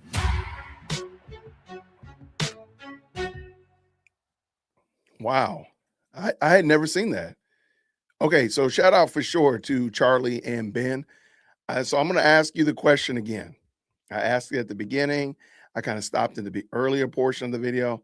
Did that seem like a relationship, a conversation between 2 people that hated one another, or one person, particularly Charlie, that hated Ben Shapiro? I think somebody said before, Ben Shapiro seemed so big brotherly proud of Charlie. Like, again, like there was a lot of pride there from Ben. And I think there was a lot of reciprocated appreciation and thankfulness from Charlie. I didn't see somebody that hated him. So I dropped that link to that video. I want you to be able to capture that. And when people tell you that, Ben Shapiro is, dirty dealing and Charlie Kirk hated him, drop this video on him. This is one of the last videos that Charlie Kirk did, or interviews that Charlie Kirk did. Show me where the hate is. Can you show me on this video where the hate is? Where's the hate? I just need to see it so I can understand what hate looks like. Because I think most of us would say, hey, if that's hate, I need some more hateful friends. If Charlie hated Ben, I need some more friends like that. Right? Well, that's what I think it's fair to say. Thank you so much for that, dropping that in there. Thank you so much to the moderators. I always appreciate it. And yeah, I think, but there was some good strategy there. That might be something even to go back and watch again and to give some more 2 cent, get some glean from it. Yeah, there was no hate. I didn't see any hate up in there. Okay, show me the hate. Show me the hate. I think that'd be good. I appreciate y'all jumping in for sure. So what we've been doing, and most of you all know, we've been taking the time and kind of going through some of Charlie Kirk's debates, because a lot of people what Charlie Kirk actually said. They didn't actually watch his content. They took snippets, and of course, we watched the video about what he said about Ketanji Brown and Joy Reid, and they just apply it. They just impose an idea upon it. They treat it like it's a piece of clay, and they're going to shape it and mold it into whatever it is. Charlie Kirk is a piece of clay to them, and they're going to shape Charlie Kirk into the person that they hate, and that's basically it. So. Yeah, this was on the Daily Wire back in December of 2024. So we're looking at literally 6 months before Charlie Kirk was assassinated. I just thought it was super interesting, and I thought you all would get some good value from it. So I do appreciate you all tapping in with me and such of that nature. So one of the things I've been doing with these is I want to, rather than swim in the sewage, which is Candace Owens' content, I want to show us, like let's dissect some of the stuff that Charlie said. Some of these, these horrible, he's on college campuses abusing students. Let's actually see what was going on. Let's talk about it. So I got 3 more of these, not 3 more, I'm sorry. Charlie Kirk answers 3 questions, I believe it is. And they're about culture and such of that nature. And I thought it was good because he uses the Bible. And I thought that was an excellent way for us to kind of bring all of this around full table.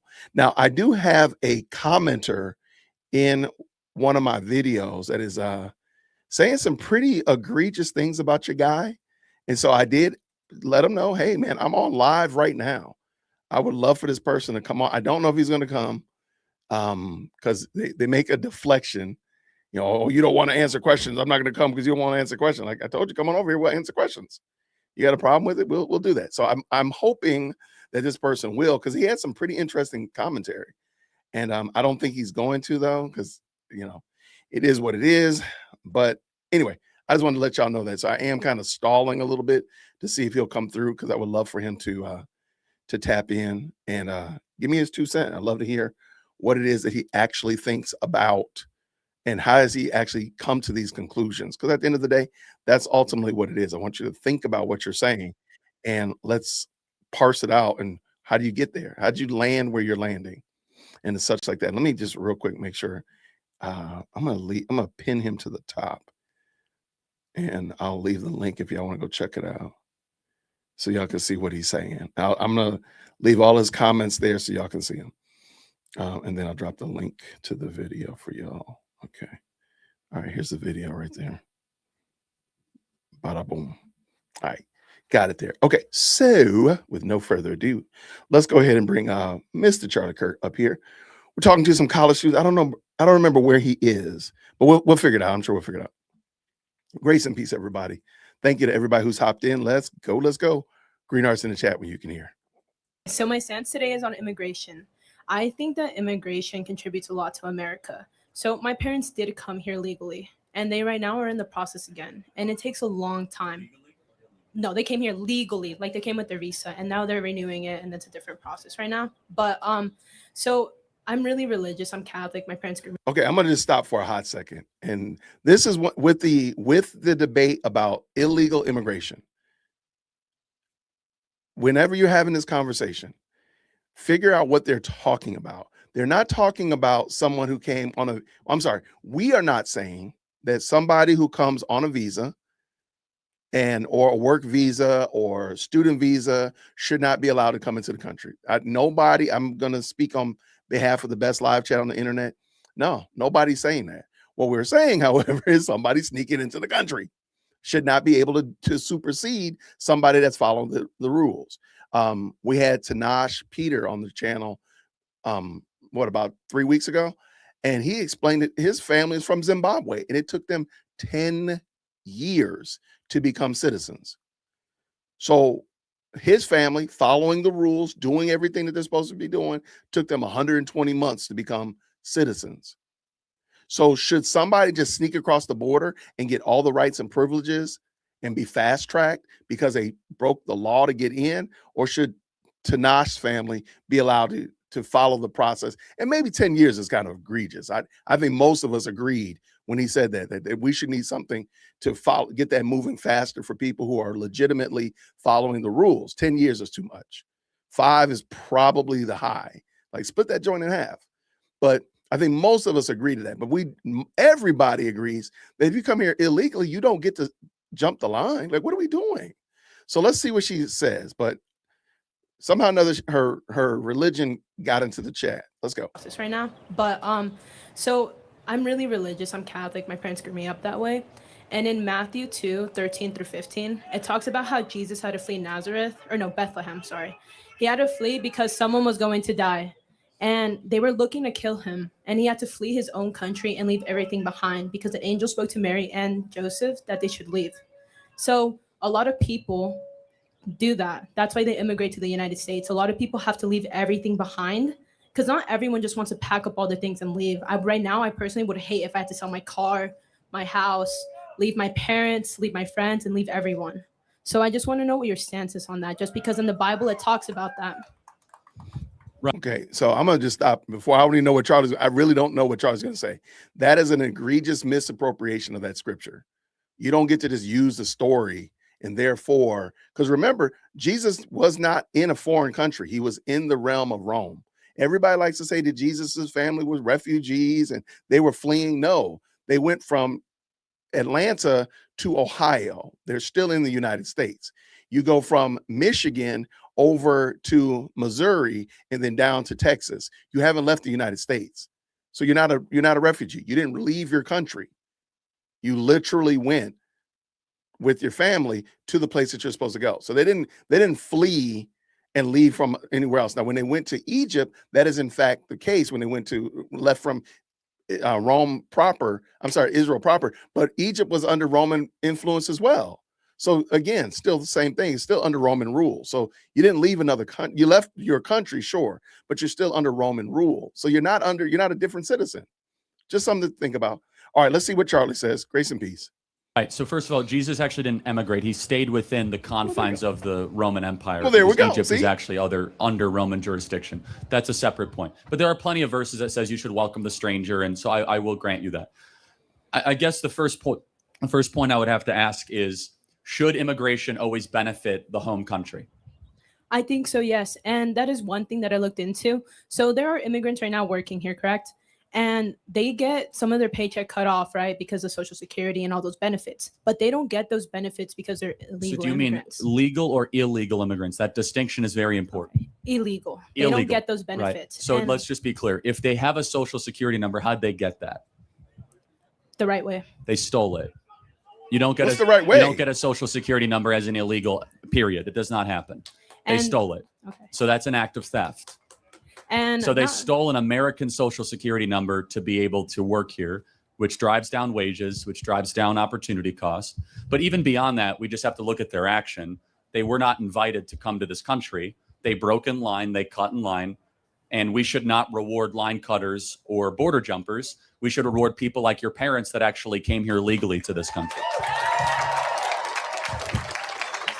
I mean, he ain't lying. Yeah, I understand that point. I really do.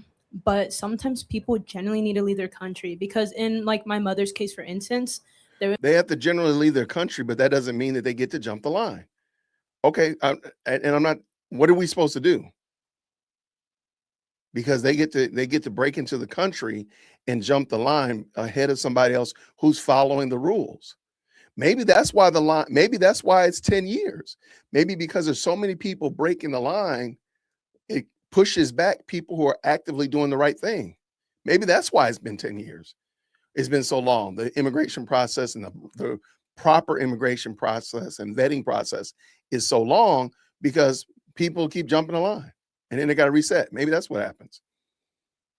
was like a terrorist attack on my family. And that's the reason my mom had to come. And thankfully, she did get it immediately. But now I've heard of so many stories where people have to wait like 10 years, 20 years, even 30 years. Like my grandma right now is trying to get the process. And thankfully, she is now. But it's taken her about 10 years now. And she makes enough money in her country. And she just wants to come here as a tourist. That's the main reason.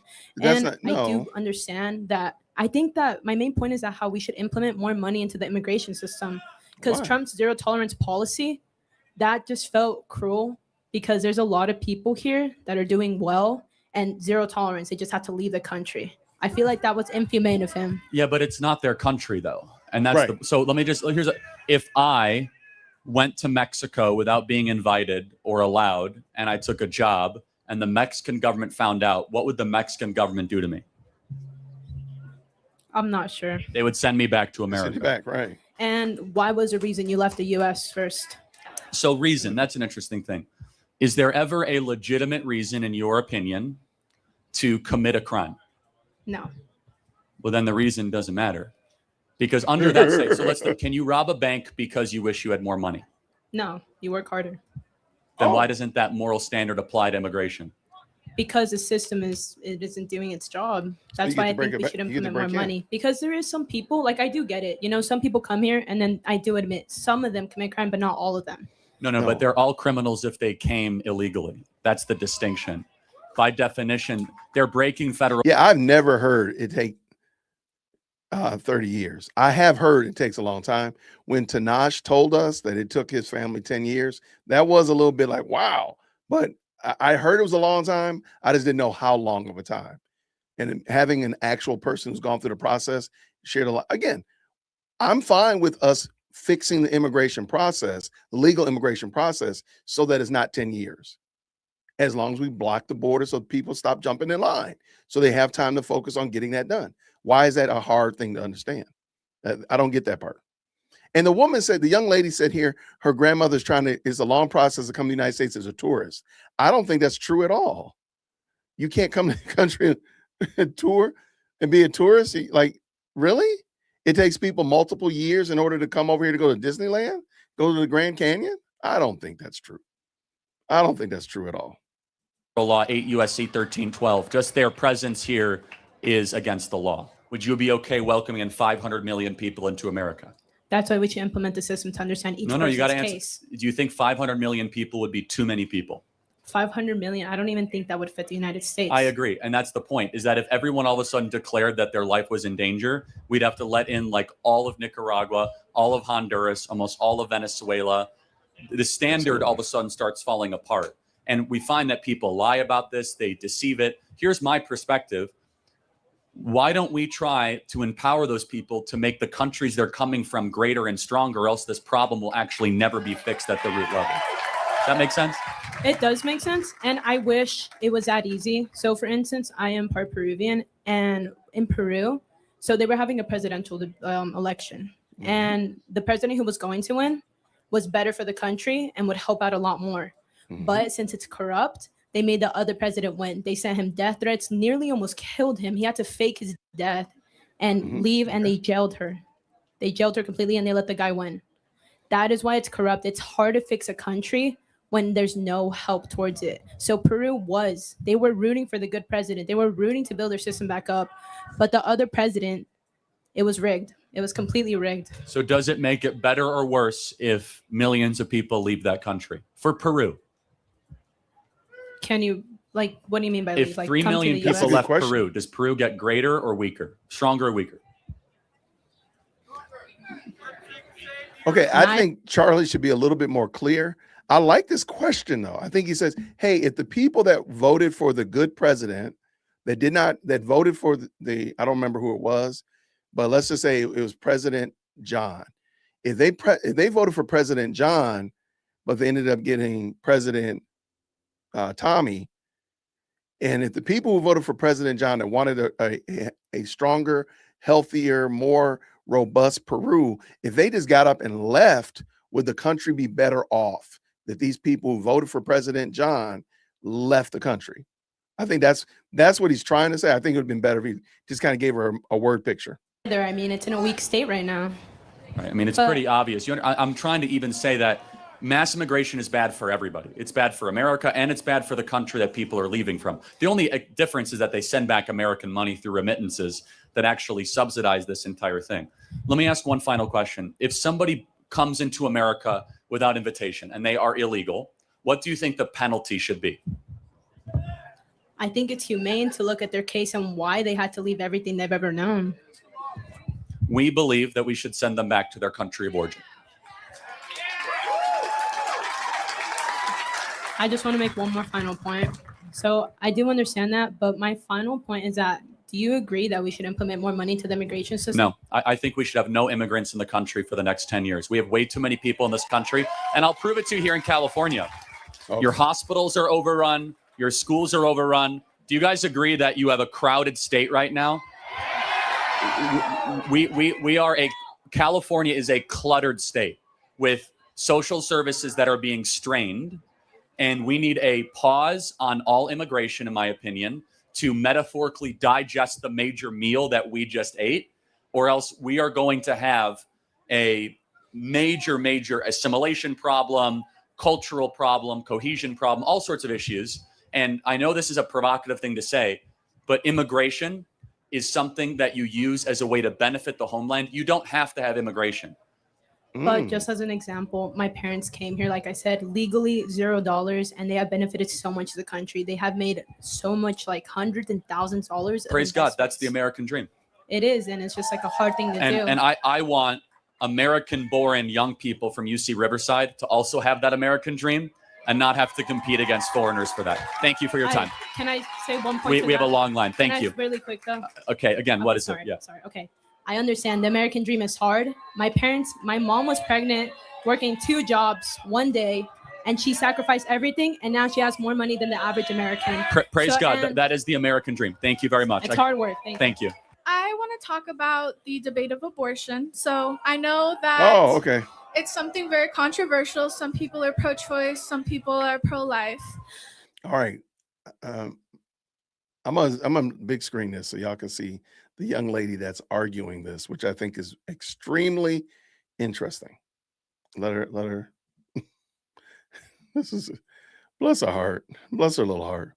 Before I start, I want to make sure that I understand your opinion fully so I don't take, what I've heard online. What is your stance on abortion? Life begins at conception. Okay. So conception, so is that when sperm enters the egg? Yes. Is that during? When new DNA is formed. Okay, when new DNA is formed. I like that. So the egg by itself, you don't think is anything? Sorry? The egg of a woman by itself, do you think it's anything? It's something, but it's not a life. Correct. Okay, that's okay. So my question is, when you talk about abortion and why you support it, why you don't support it, sorry, why you don't support it, what do you use as your evidence? Do you use scientific evidence? Do you talk about the Bible? Do you use both? Mainly scientific and self-evident reason. Okay. So are you someone who's a follower of the Bible? I am, but that's not relevant to this discussion, but we could. Okay, I can tell already. I don't even know yet. I can tell already what she's going to do. In her hand, I'm going to back up so you can watch it. In her hand, she has a piece of paper. And if you can zoom in, she is extremely nervous. That paper is like shaking in her hand like a leaf. She clearly has written down, she did a Google search. She did a chat GPT on verses about deletion of little people. And that's what she's going to spring out there. She's going to pull it out. I'm going to back up so you can watch it in her hand. It is shaking like a leaf. That's what she wants to do. Man, bless her heart. This is such a poor argument. This is what we've done to this society. Like, you're sitting here arguing about this. Ma'am, I don't think that's one of the biggest things that you need to be worried about. I could be wrong, man. Y'all let me know in the chat if you think I'm wrong. I don't think the deletion of a baby and the process that creates a deletion of a baby, I don't think that's the biggest thing that she needs to worry about. What you think? Support it. What do you use as your evidence? Do you use scientific evidence? Do you talk about the Bible? Do you use both? Mainly scientific Look at her and hand. Oh my self-evident gosh. reason. Okay. So are you someone who's a follower of the Bible? I am, but that's not relevant to this discussion, but we could talk about it if you like. I find it relevant because when I'm going to talk about abortion, there's quotes in the Bible that I think support pro-choice, in my opinion. I told you. Exodus Come on, y'all. 21, 22 through 25. All right, hold on. I gotta let this one go. I'm surprised though. I'm surprised that this was such a softball pitch for me, man. I done put this thing over the back fence. I didn't even get warmed up good. Good gracious. Let's go. All right. Hey, one of the things I also want to point out, notice Charlie Kirk, man, he puts that microphone down. He asks the question, he puts that microphone down. You even hear it hit the table. So you know that he's not jumping and chomping at the bit to interject with these people. A lot of the time, he's just literally allowing them to talk. Now, eventually he does kind of, put the kibosh on it. But a lot of this is really allowing these people to tease it out. So anyway, let's go. I just thought that was interesting. Let's go. 5, when men strive together and hit a pregnant woman so that her child come out, so miscarriage, but there is no harm to the woman, the one who hit her shall surely be fined, as the woman's husband shall impose on him, and he shall pay as the judges determine. But if there is harm to the woman, you shall pay life for life, foot for foot, burn for burn, wound for wound, stripe for stripe. So I know that could be interpreted different ways. The Bible is interpreted in ways different. There's different types, different interpretations. But this says if a person causes a miscarriage through a woman, that they will pay for the abortion. So they will pay. Another one will punish them. That is not what this law says. But let me just ask, are you a Christian? Yes. Okay, then continue. So I'm going to ask some more questions about that. You believe in the inerrant word of God? Yes. Okay, good. Yes.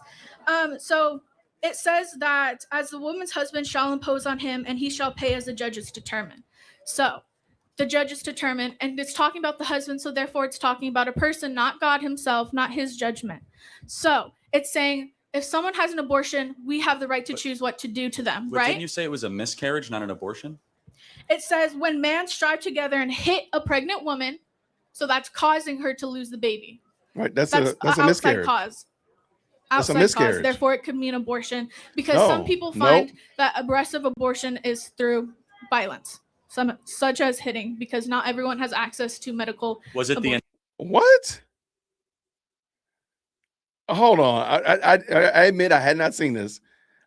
Wow, I've never heard that before. That one is a new one. I'm gonna put that one on the I've never heard that scale. That's up there that's high on the I've never heard that before. Hold on, let me back to that.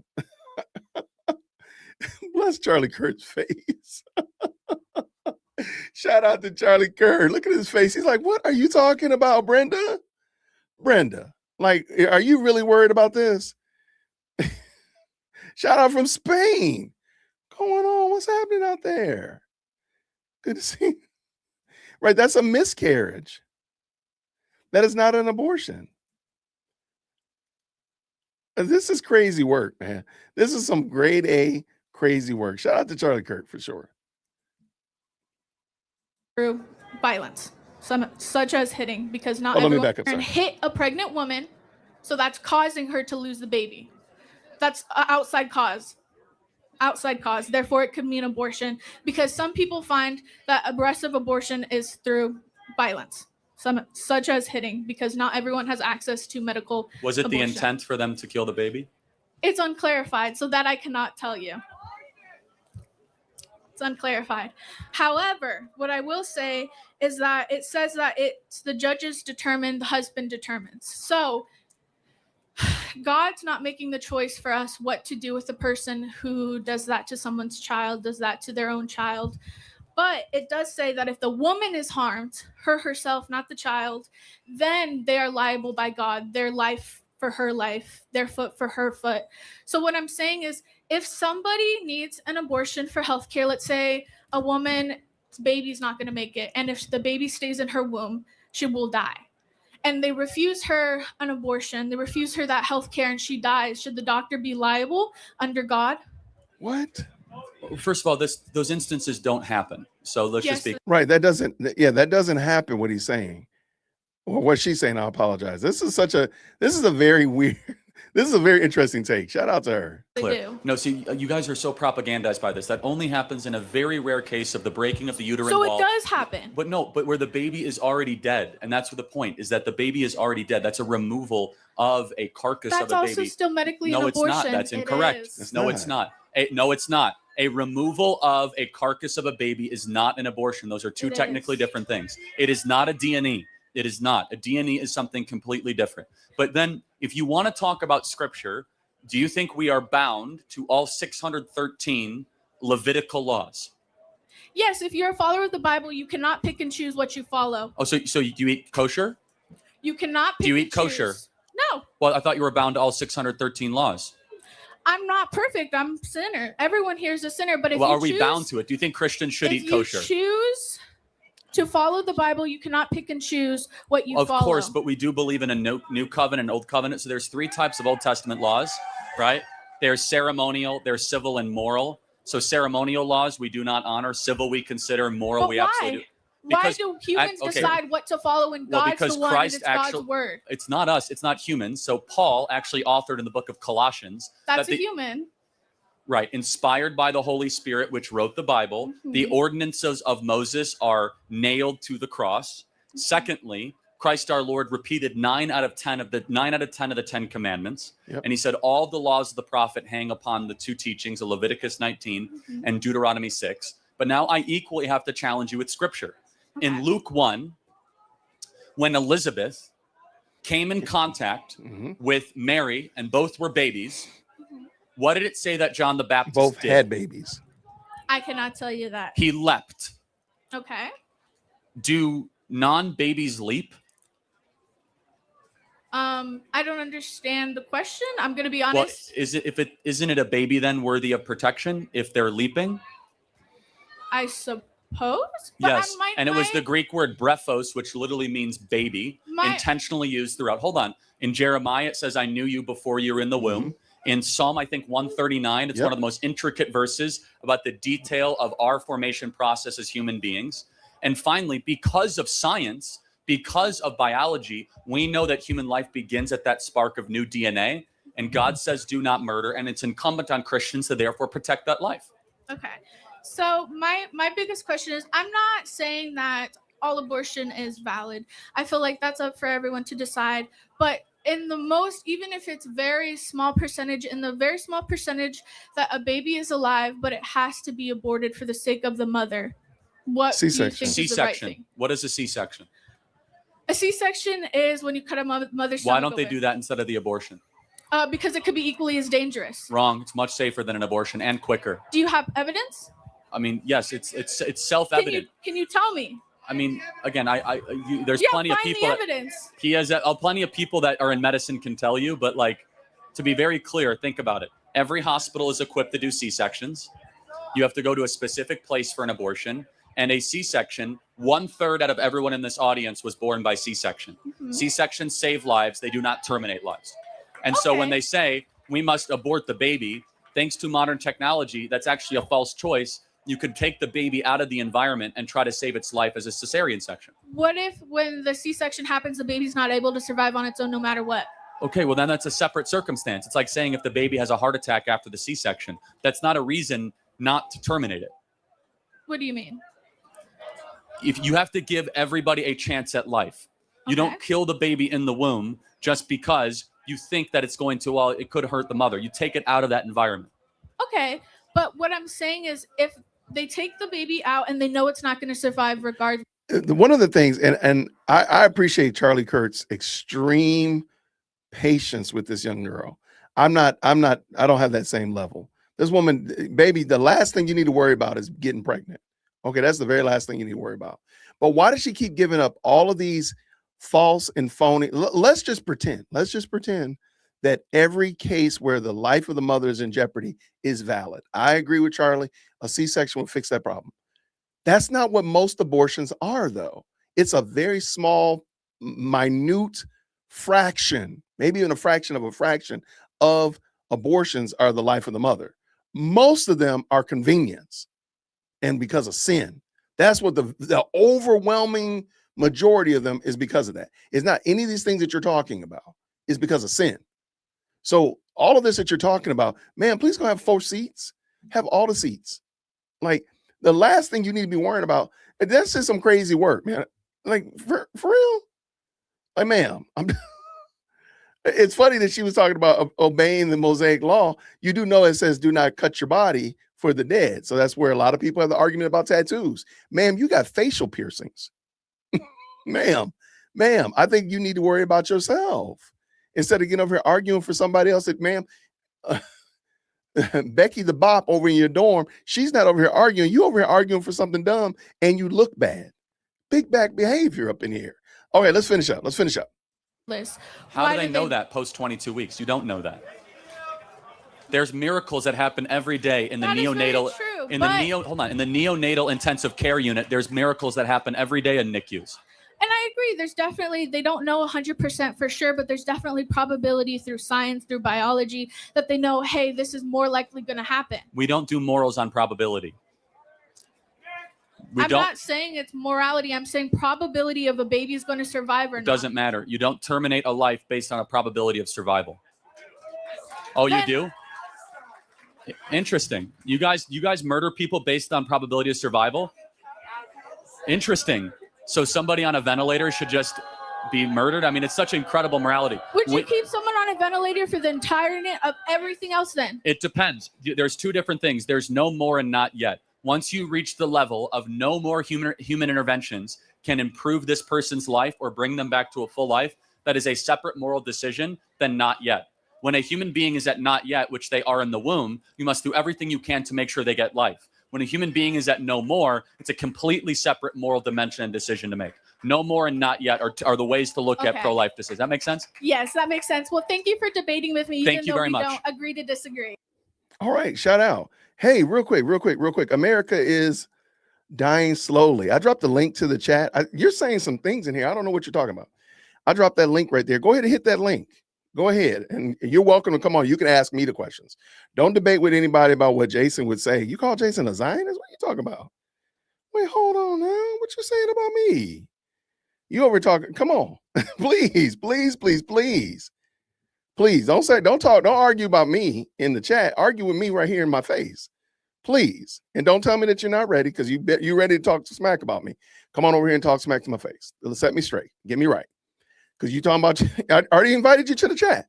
Yeah, absolutely. Don't talk about censorship. Don't talk about censorship. Don't even talk about it. Ain't nobody censoring you. I'm putting you to the front of the line. You get the fast track to immigration up in here.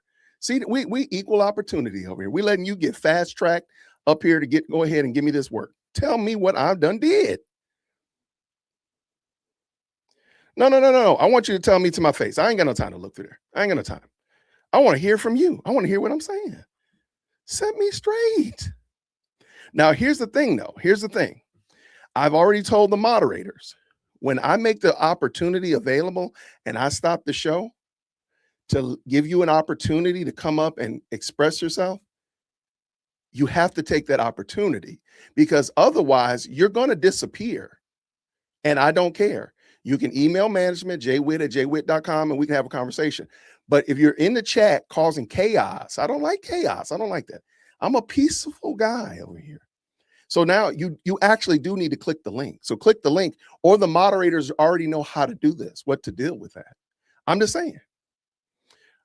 I'm not threatening. Nobody's threatening you censorship. I'm telling you to come on and let's talk about it, because you're saying stuff and I don't know what you're talking about. I'm not going to go back up and read 900,000 comments. I want you to tell me right now in my face, 4K, dare I say, what it is that we're talking about. That's it. That's the only way to make that right. I think that's the right way to do it. I'm just saying. All right. Shout out to Charlie, though. I thought that was a good debate. I don't think that young lady really had a grasp of what it was that she wanted to say. She just wants to say that abortion is acceptable. That's basically it. Summation. Abortion is acceptable. However, that being the case, one, it's not. You're not going to get Charlie to capitulate on that. I'm glad he never wiggled or moved on that at all. I always like word pictures. Maybe it's because I taught elementary school and I believe in helping people visualize and see what it is that I'm talking about. So I probably would have given some word pictures, if you will. However, okay. I would have given him some word pictures to help her out, because I don't think that they can conceptualize. I do think that this generation of young adults really struggle with seeing things that are abstract. So like a moment ago, Charlie Kirk asked the young lady, would she be okay with 500 million people coming into the United States? Well, if you are, pretty much an abstract thinker, you know that there's 300 million in the state now. So that would double and almost double again the amount of people in the United States. That's crazy. That's a lot of people. So I think most of us can say, wait, hold on. That's a lot of folk. Like, no, that's not going to work. So I believe that just giving some good, but 500 million, I don't think that girl fully understood what 500 million was. She just said, oh, they wouldn't all fit in the United States. But I don't think it's more than just they wouldn't all fit. That's crazy work. Like the amount, not just they wouldn't be able to stand or live in the United States, but just the resources alone wouldn't be able to, the resources that are necessary for that would be insane. So I do think sometimes breaking it down to something much smaller that these people can, conceptualize, like your dorm or your cafeteria or the stadium for your football team, whatever like that, really will make it a little bit more visual. University of Georgia, I think their stadium is crazy. It sits 70,000 people, if I'm not mistaken. I'm like, where do y'all get? That's some crazy work, man. 70,000 people? That's crazy. Well, what if 140 showed up though? It's very quick. You can say, okay, that's a lot of folks. If you ever go by Stanford Stadium, man, it's huge. It's a gigantic stadium. And for the idea that, okay, double this amount of people would show up for a game, that's crazy work. It's very easy to see that. So that's just my little 2 cents there. What do we have here?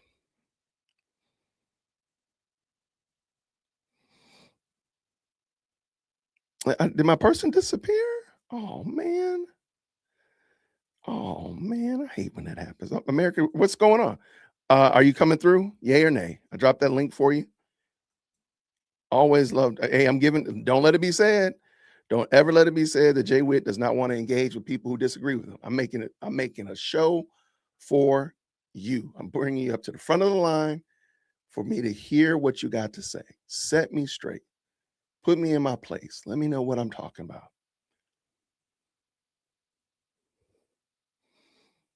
Yeah, I mean, and maybe they've never had the opportunity. They're telling me, oh, you need to go do this, that, and the other. Well, hey, I'm giving you the opportunity to set me straight right here. Set me right. pull my coattail. Tell me where I am wrong. Okay, I'm just looking real quick to see. Because in a moment, oh, I agree with this right here. Sass, I agree right there 100%. Everybody get out and vote and spread the message. Everyone from school board to city council to sheriff. Look, some of y'all letting y'all school boards go out of control and your local governments. We talking about, we can talk about the national government till the cows come home, but some of y'all letting y'all local governments get out of control. So I agree with that 100%. Sass, thank you so much for that. I think it's fair to say that America is dying so slowly, does not want to come on. Shout out. Hey, by the way, is the mental chiropractor still in the building? Shout out to her. Excellent content creator. She has really been tough, working hard over there. And I want to see if she's still are you still here? T, are you still in the building? Are you in the house? If she's here, just tap in real quick.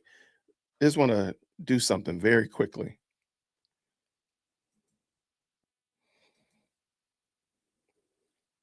If she's here, let me know if I missed it, Tina. If the mental chiropractor, I know she popped in. I don't know if she stayed around or whatnot like that. I want to do something very quick with her.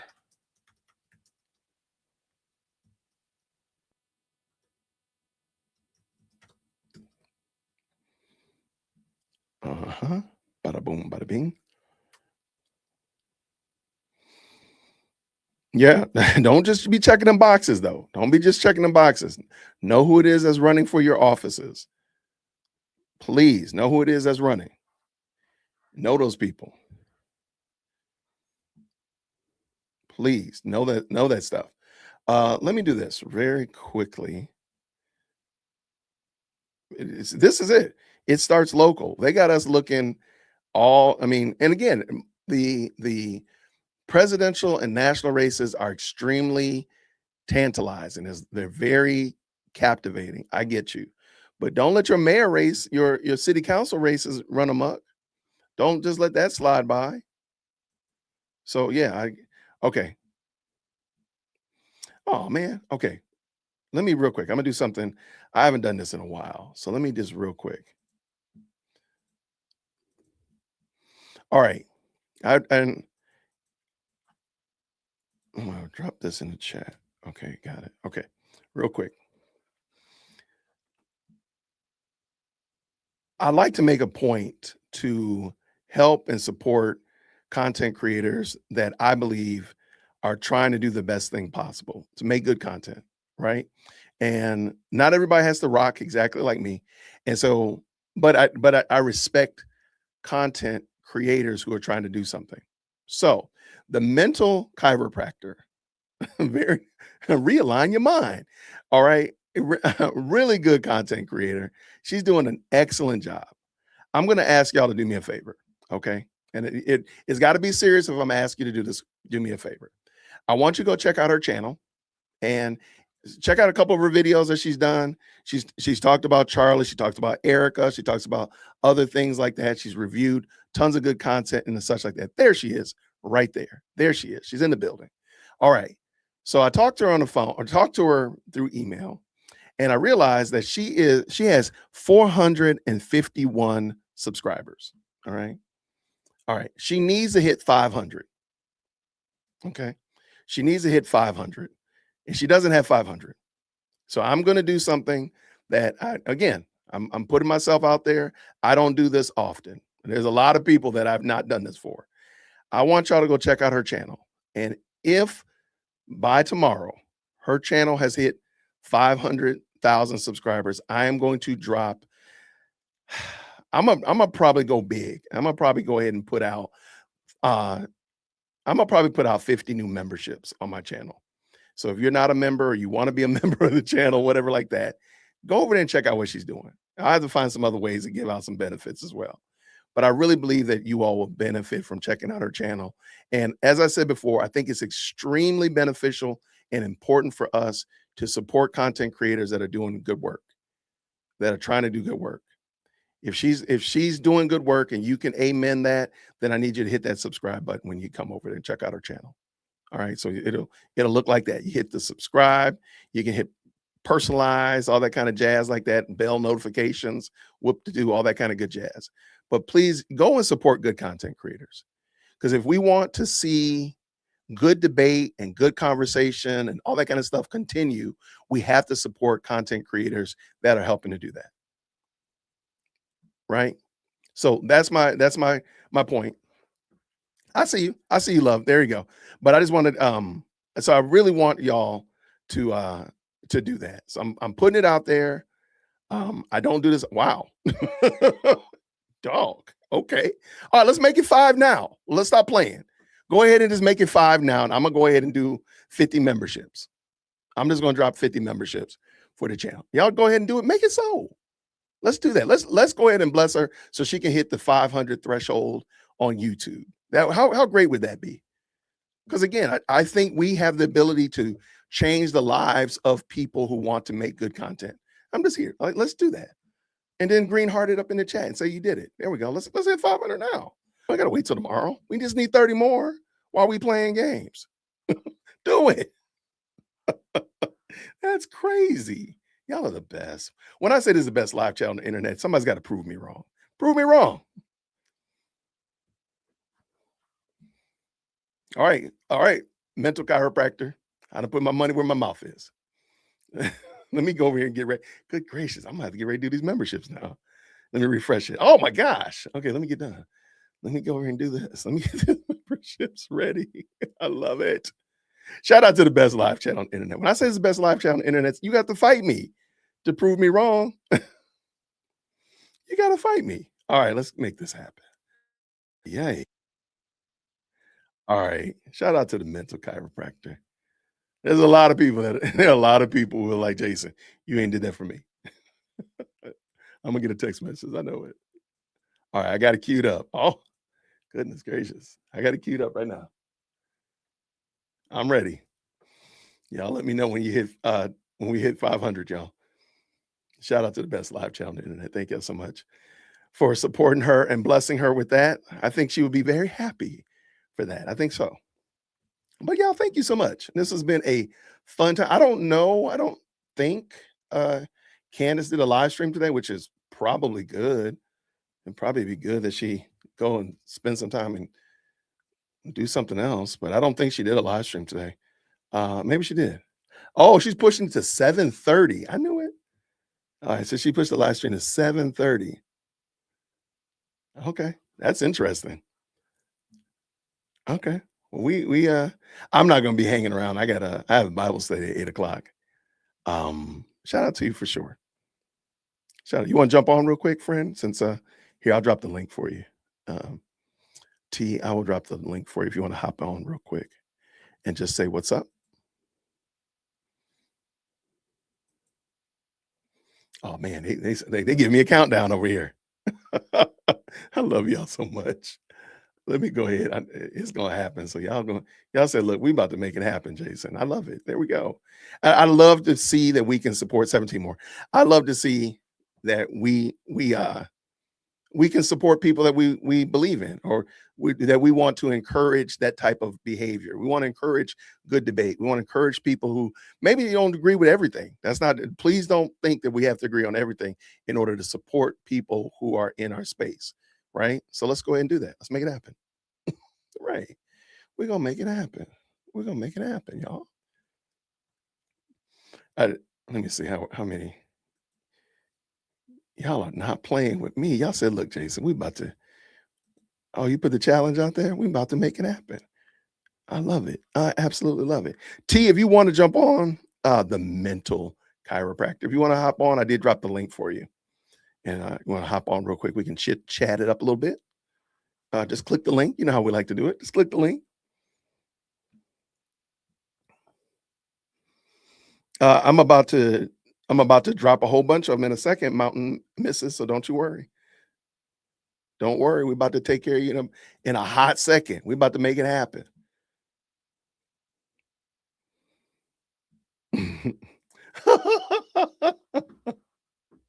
Y'all are too funny, man. Y'all are too funny. Oh, you're more than welcome.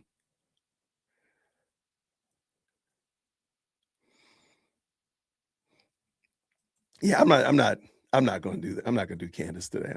Candace, you can go kick rocks. I got other things going. I got other things happening. Like I said, I got Bible study at 8:00. I'm good. And I'm sure I have a feeling, and reading to the future, it's going to be a nothing burger. It's going to be about nothing. So I'm good with that. I would much rather us sit around here and chop up some Charlie Kirk and have some good discussion like that. All that kind of good stuff. I think is much better, more edifying, more building up. I got a job. Right. Absolutely. And we got other stuff going on. But I do want to say that again. Like, remember those midterm elections and local elections. Remember your local elections, man. Like I think we need to do a TEEP USA for local elections, only on the local level. So just your city, your councils, your commissioners, your dog washers, like that stuff is so important. I dare say it's almost, if not equally as important. I think it's fair to say like your local elections are as important as your national election. And that's what I'm thinking, man. Man, no, actually, no. Moderators, can we please make sure America is Dying does not get a membership when I drop it? And you know what I mean by that. So you know what I mean.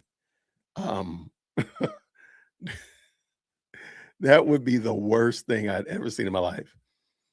Y'all have gotten this woman up to 485 subscribers. Y'all are the best, the absolute best, insanely the best. Thank y'all so much. All right. The link is right here. I'll drop it in the chat again. Bang. All right. Tressa, there is the chat. There is the link right there. What does SC Dog say? Just getting to where I could chat. UGA Stanford Stadium has 93,000 seats. My bad. Wow. I knew it was a lot. When my daughter was thinking about going to UGA, where's my UGA at? I think I gave it away. When my daughter was thinking about going to UGA, because she goes there for a summer program. She's gone there since she was like a sophomore.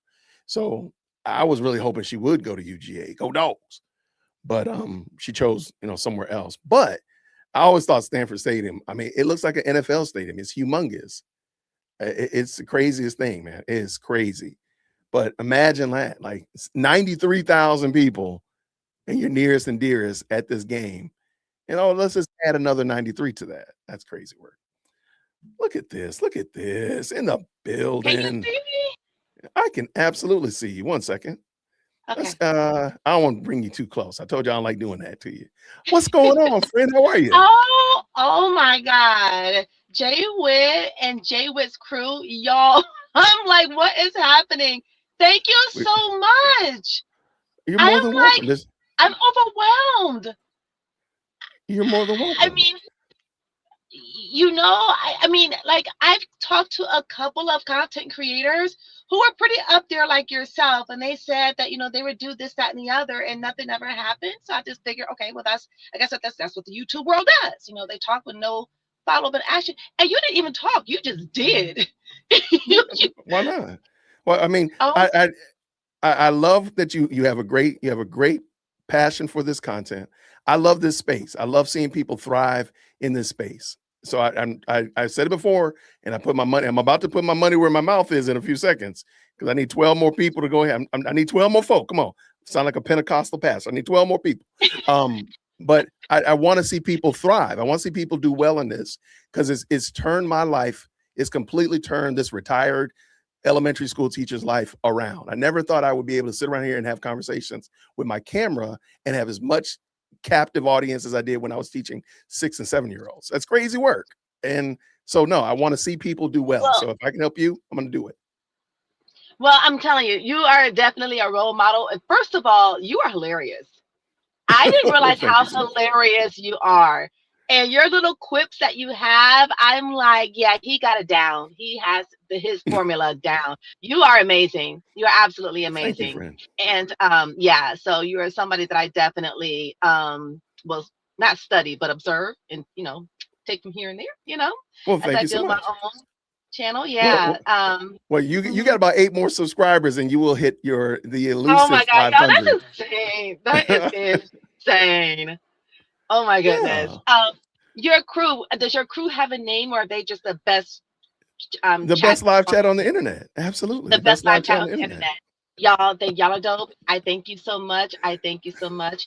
And I would appreciate if you did check out some of my videos. Now I ain't for everybody, and it's okay. But I'm definitely a free thinker. And that's what I promote and encourage for all of us to exit the system. Well, I love it. Well, I'm glad that you were able to hop on. Real quick, where, if you don't mind me asking, where are you? I'm in Jersey City. Okay, I was like, I know you weren't here with me in Atlanta, and I was like, I don't know No. where she is. And you don't, are But you when born I and raised in get Jersey? there, no, I mean, I didn't mean to say it like that. To all I the knew New it. No, Jersey. I knew it. I knew it. No, my in-laws are in New Jersey. I was in New Jersey last weekend. I mean, Okay, the weekend yeah. before last. Shout out to Right. Jersey. Yeah. But when I'm in, my mom is in Atlanta, so when I Okay. come up there, I'm definitely going to let you know, hit you up. But yeah. Well, absolutely. But I Well, I was born appreciate in it, friend. Texas, just so you know. I was born in Texas. I knew you weren't Eastern Seaboard. I knew that. And that's what I was like, where is she? I don't know where she's from. I'm a I transplant. love it. Hey, well, that's okay. Shout out to them. All right. Okay, I got to go ahead and hit my button now. So they got you 4 away. We're 4 away. So I'm over here doing an I'll auction. take it. I will take it all. Oh my gosh, Jay Wood, no words. You're more than welcome. Keep doing great content, and we'll be here. You know where to find me.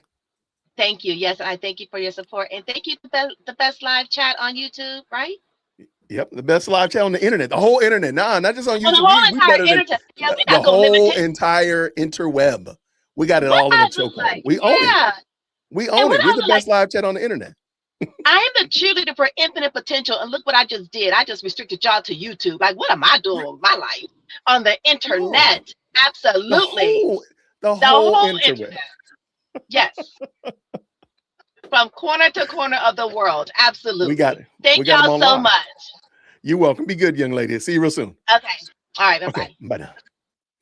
All right, that was a mental chiropractor, and I just put a bounty on her channel. I said, man, let's go ahead and help her hit the 500 subscribers so she can at least get to that level. And call your mom and tell her to subscribe. Absolutely. Tell your mom to subscribe. Help her out. Oh, go ahead and activate your burner accounts. Go ahead and activate your bill collector email. Go ahead and activate and go ahead and subscribe. I think we hit it already, right? Oh, I got 2 more. Come on. I do feel like a Pentecostal preacher. Hey, look, disciple of Christ, guilty as charged. Guilty as charged. Absolutely guilty of that as well. I'm not gonna beat them charges. I'm not. But I do want to say thank y'all to everybody who's tapped in. Thank you so much. It has been a great month and had a great time. And are we holding out? We got 2 people holding out. What are we doing? I got 1. Let's go ahead and drop it. All right, here it comes. I'm looking for you, my friend. I'm looking for you. You don't need to do your alternate. All right, let's go ahead and do it. Let me go ahead and drop these. All right, here it is. Bang. Welcome to the 50 new members. Let's go. Just like that. Shout out to the mental chiropractor. She's hit her elusive goal. All right. Now I can't see who all gets it. Did you get it? Please tell me you got it. You were forever getting Shanghai. Let's see. Did we finally get it for you? All right. We hit the goal. Shout out to them. We hit 500. There we go. Great job, everybody. See, there we go. We did it. We did it. Shout out to y'all. Y'all are the best live chat. Absolutely, man. Why not? Why not help people that we want to see grow? Why not? We can sit around here and talk about how much we don't like Candace and she's terrible and all that kind of stuff. But why don't we like support people that we actually want to see grow? I don't want to see Candace grow anymore. I don't want to see Project Constipation grow or any of those other guys. I don't want them to grow. I want to see good content creators grow. Why don't we do that? Why don't we make great content and encourage people to keep making good content? No, you did not. No way. Are you for real? Come on. YouTube just be YouTubing though. Come on. That's no way. No way. That is, come on. No way, man. Okay. There is no rhyme or reason to how YouTube doles out those whatchalls. There's no rhyme or reason.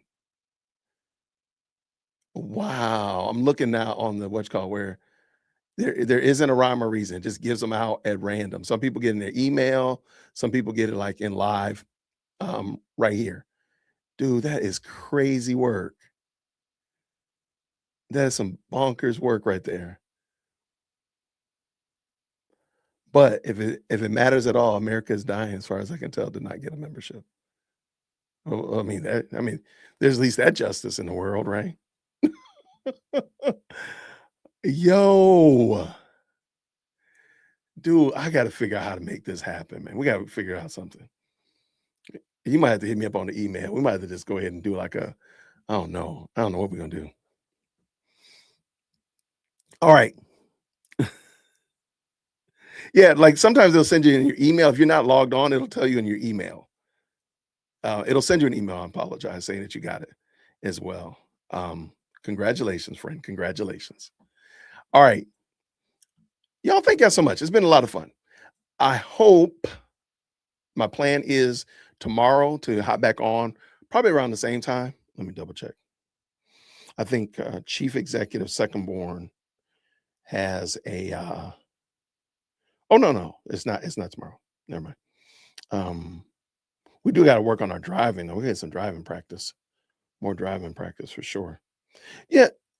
Okay. So St. Patrick's Day is Tuesday. Man, they had me thinking St. Patrick's Day was Saturday around here, because everybody and their cousin was running around here in green this past Saturday. I was thinking like, man, is it so St. Patrick's Day is on Pi Day? Like, that's crazy. No, St. Patrick's Day is on Tuesday. People just wanted to get into that ale a little bit early. That's what it is. Okay. Anyway, I gotta take Chief Executive Second Born on Wednesday. So Wednesday, I'm gonna probably do the show later. I might have to do it like 8:00, because we have somewhere to be at 5:30. So we'll cross that bridge tomorrow, and I'll let y'all know. But thank y'all again, everybody who supported the Mental Chiropractor. Thank you to everybody who's been watching and tapping in with the videos. These videos have been doing very well this month, and I'm just glad that y'all are finding value in it. I really do appreciate you all giving me your feedback and let me know like what you like. Matter of fact, here, you know what? Let's do a little. I do want to do this because I want to get y'all thoughts on this. Okay, so I did a video where I highlighted one of Candace's clones, and the overall consensus was that it was acceptable. Most people said, yeah, I like that. That was a good job, blah, blah, blah. But there were some people who said, well, you're signal boosting her clone, or you're signal boosting, you're giving, giving attention to this person. Let me pull the video clip in so you can see what I'm talking about. Okay, so it's this video right here with, I don't remember the young lady's name, Cece or something, or Nisi, right? And there were a few people. It wasn't a lot of people. Shout out. Thank you, Patrine. Thank you so much. Blessing 5 people with it. Blessing 5 people. Absolutely. Y'all make sure y'all say thank you. Oh, you know what? That might be it.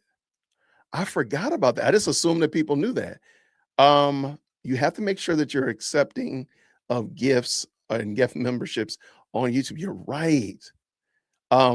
If you do a quick Google search, let me see if I can find it real quick while we're talking.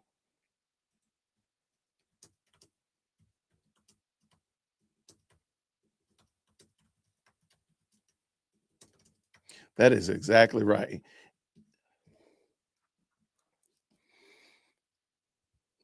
Oh wow, this video literally says, why don't I get gift memberships? This is exactly it right here. Okay. Let me drop this in the chat for y'all. If you're one of those persons and you feel like you might be getting overlooked by the gift memberships, that there it is right there. That's it. That might be very beneficial. You do check this video out. Check this video right here out and make sure that you've done everything you're supposed to be doing. Here, Jeff, make sure. Okay. So my question is, here we go. So here's my question about this video right here with the Candace clone. I thought it was fine. And I do want to make sure I'm listening. If people are saying, oh, you're just giving attention to her clones and blah, blah, blah. Because there were some other ones I wanted to talk about too. You know, I did talk about Project Constipation, but I didn't do like his own thumbnail and such like that. But I did do this one on this young lady right here. So if you don't mind, your overall assessment, if I do reactions or call out bad logic from Candace's clones, do you think that that is supporting and pushing them out? Now, I will tell you, the standard that I use is that they have to have a really big platform.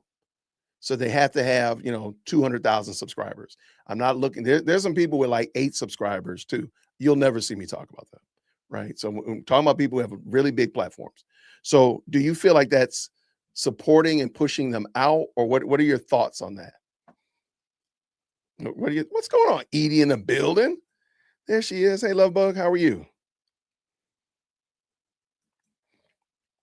So when I do a reaction or response to that, no, I think the internet will push what it's going to push. Right. Okay.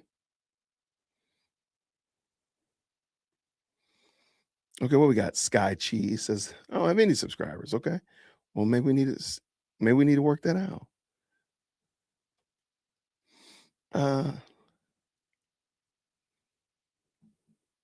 Right. And they already have bigger platforms, so I'm smaller than them. So it's not like I'm, giving them a leg up. I mean, I'm truly punching above my weight class.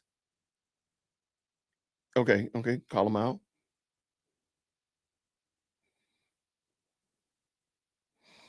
All right. Okay with it. Okay. Yeah, I think most people, the overall consensus was fine with it. I just want to make sure I was listening to if anybody said they had a problem. You forgot the question. Is there a problem with me calling out Juju? Is there a problem with me calling out persons like this young lady right here? There were a couple comments like, you shouldn't call them out because you're drawing attention to them. And I'm like, but they're a bigger platform. So I don't think I'm not gonna make that big of a difference by pointing. If anybody goes watches them, we're not talking about hundreds of thousands of people. So I'm punching outside my weight class for sure. Call her out. Drinking expired beers, man. I don't drink beer. I don't drink. Nope. Call them out. Okay, cool. No way, Jose. Call them out. No problem. I like it.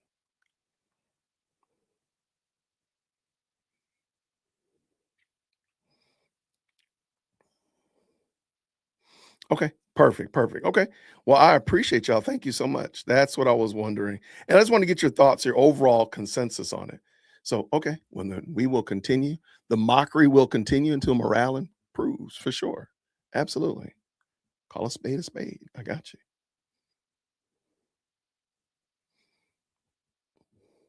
I got you. I love it. Okay, good people. I love it. Y'all. Thank y'all so much for tapping in. I really do appreciate it. And give me your 2 cents here for sure. What does Edie say here? What's going on, Edie? Thank you. Still waiting on group therapy hoodies. Did I not make a group therapy hoodie? I did not make a group therapy hoodie. You know what? You're 1,000% correct. You're right. All right, let me get on that. I'll get on that. Well, now, I got work I need to be doing. But now, okay, never mind. I'll make sure I get it done. I'll get it done. We'll get group therapy hoodies out there as soon as possible. That shouldn't be too hard. I'll make it happen. It shall happen. It shall happen.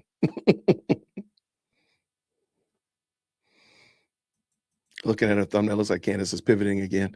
Candace is going to pivot to wherever she thinks that she's going to get some money. That's just it. There's no other way around that. Oh, man. I don't want to do a watch party, man. I'm so tired. I'm so sick of that woman. You got it. I gotta get ready for, yeah, like I said, I have a Bible study in 39 minutes. And I need to take Chief Executive Second Born to run somewhere. And then, yeah, I'm not gonna even lie to y'all. And looking at what she's talking about, it looks dumb anyway. Like I don't get no time. So y'all go check out Cinema Shogun. He does a great recap, and you can just read it, and you don't have to pollute your ears with Candace audio desecration. Shout out to the mental chiropractor. Thank you again, everybody. Thank you so much for the very kind 10 for sure. There we go. Y'all, thank y'all for blessing her like that. Thank y'all.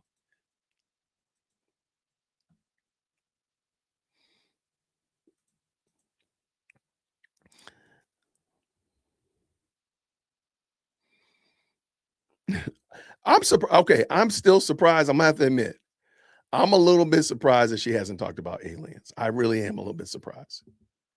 I really expected aliens to enter the chat a whole lot sooner than, and I'm kind of, that one is a little bit surprised. I was like, dang, she let me down. I just knew she was gonna talk about aliens. Somebody asked, and I'm gonna get out of here. You said, what's Candace's thumbnail? Let's see what it looks like. All right, so here, big screen. All right, so this is the latest she's ever gone. All right, so here we're no longer, clearly not talking about Eric anymore. We got Trump, and who is this? Is this Mark Levin? Who's this guy right here? We got Ben, Candace, and Charlie, and then Trump talking to BB, which is very interesting. And then, of course, World War BB. Trump betrays America, and Charlie Kirk for Israel. Of course, Of course. Why would she pivot and do something different? Why would she do?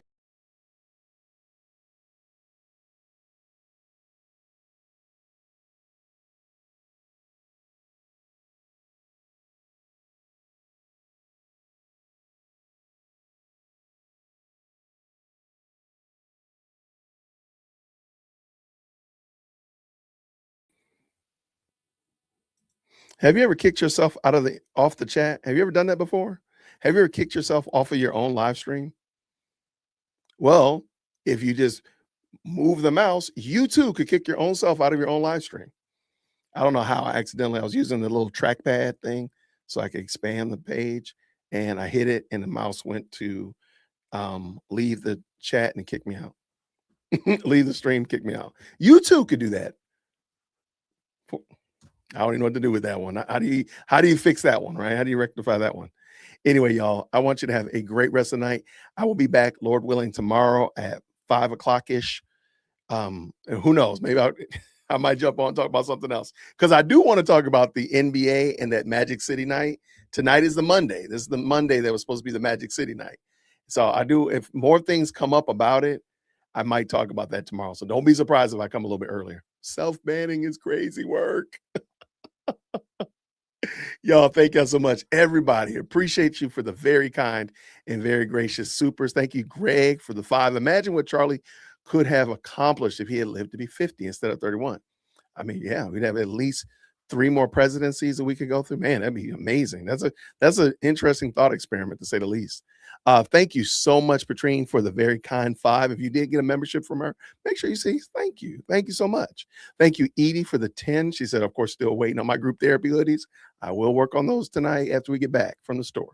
I will make sure they're ready. And then, of course, thank you so much for the mental chiropractor. And shout out to her hitting her goal of 500 subscribers. Y'all, thank y'all so much for checking out our content. Make sure y'all go ahead and flood our content with green hearts as well. So thank y'all so much. Everybody have a blessed and wonderful evening. I'll see you all real soon. Grace and peace. Take care. Thank you so much for tuning in to another episode of the Jay Witt Podcast. If you enjoyed today's show, please do me a favor and hit me up with that 3-piece special. Like the video, subscribe, and of course, share it with somebody who would also enjoy this type of content. And make sure you leave a comment, because I do pin the best comments to the top. So thank you so much for tuning in today. And until next time, everybody, grace and peace.